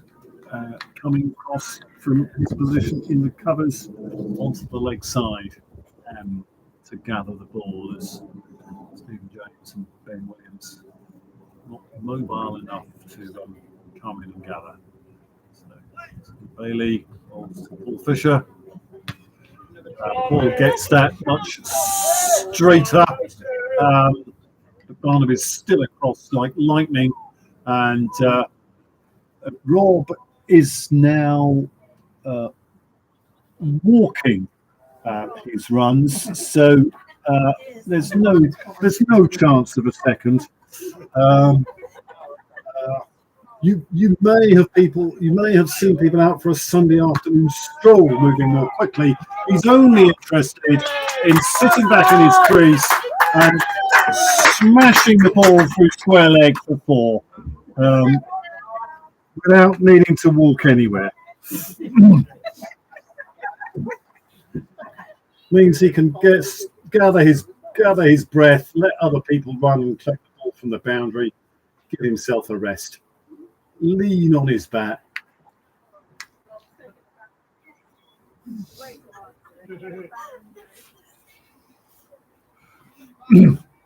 Anyway, the number of runs required now down into single figures as this comes very wide, very, very wide. Oh, it's a dead ball. It's a dead ball. So there are still 2 to come in the over. And it's 124 for 3. With 2 balls left in the 14th over. And Rob reverses this one through third man. It's going almost all the way to the boundary. Thomas is run back for 2. Thomas is thinking of running back for a 3rd. Rob has been forced to run that 2nd one, and he's not interested in having any more of that. 2 is enough. 2 is enough. Just see if he does want to take a single off the last ball of the over. No, he doesn't. He just wants to smash it out to the mid-wicket boundary. One bounce for. We end the over. The score is 130 for 3 of 14, and that means there are 3 required to win. 3 required to win. 3 required to win. Sorry, that was on the microphone for the umpires. No, maybe they're looking at the scoreboard so they can see what's going on. So Rob Turner has now moved on to 41 from 27. Paul Fisher is on strike though. He's got 9 off 6. No, I think this is Robert bowling again. Yes.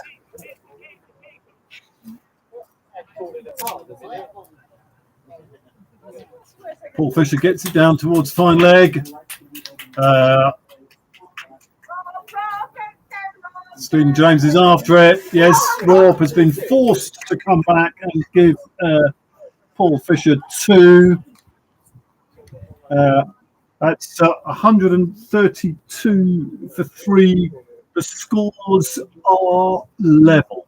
The scores are level as the ball comes back to Robert. I think the umpires are just signalling to agree that the scores are level. Field is perhaps moving in a little.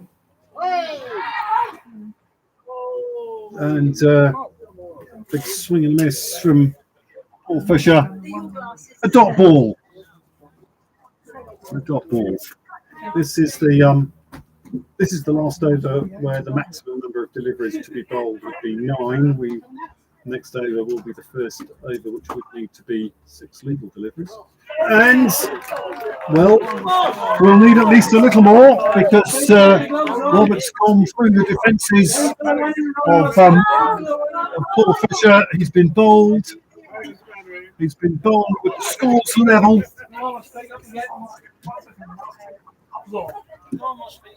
And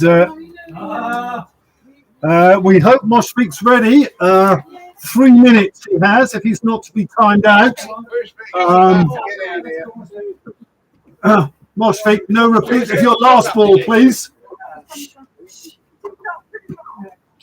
Throw him down, Fergal. I'll catch it.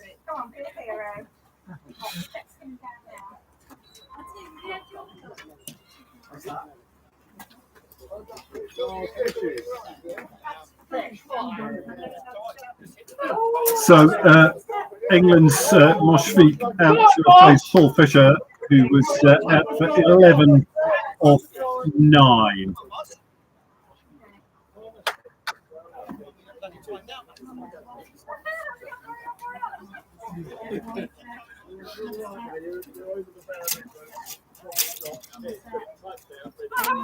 This is just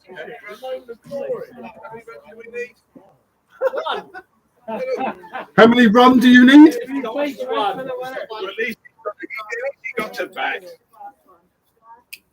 Yeah, we'll see what that England training's done for him. And the ball died.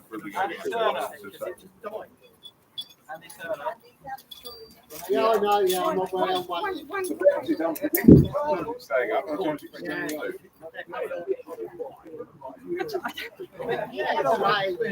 And Moshfik has gone out to that. He's being surrounded by Dorset fielders. 132 for 4. Shelter Douglas going to bowl the 4th ball of his over. Big swing and a miss outside the off stump. Dot ball, and there are 2 to come in the 15th. So Rob Turner helps Robert gather the ball at the bowler's end. Nice loud shout from the keeper. Bowler steadies himself and bowls. It's straight through to Tim McKenzie for a dot. And so it's on Robert's shoulders now. Can he take the game into the 16th over? Just needs another dot. Take it into the 16th. It's Swing and a miss. Again, through to the keeper. It's the end of the over. The score is 132 for 4. So as we go into the 16th over, Dorset needs 6 wickets to win. Berkshire Stags need a run. And it's the Dorset captain giving himself the responsibility to bowl this over. It's Rob Turner on strike. He's scored 41 from 27. And doubtless he's very pleased to know that on this ball, there is no need to try and run more than one, because once you run one, the game will be over and any other run will be unnecessary. So he skies it out to square leg. They are through for the single as it's fielded by Stephen James. It's 133 for 4, and the winners of the BCEW Southern Development T20 2023 are Berkshire Stags. Thank you very much for following us on YouTube, particularly if you're anyone who's stuck with us for the whole game. I see that we're up to 7 viewers. There were 4 of you around for a long time. 3 likes. Thank you very much. If you have enjoyed this, we're going to try and be back in just under a fortnight at Wolverhampton Cricket Club for the national BCEW National T20 finals, when we will try and bring you commentary from the 2 Somerset games. But for now, we're going to end this stream. Beautiful blue sky above us. We hope it's as good as for you, wherever you are, as it is here with the weather. We hope you enjoy the rest of your day, and thank you very much for listening. Goodbye.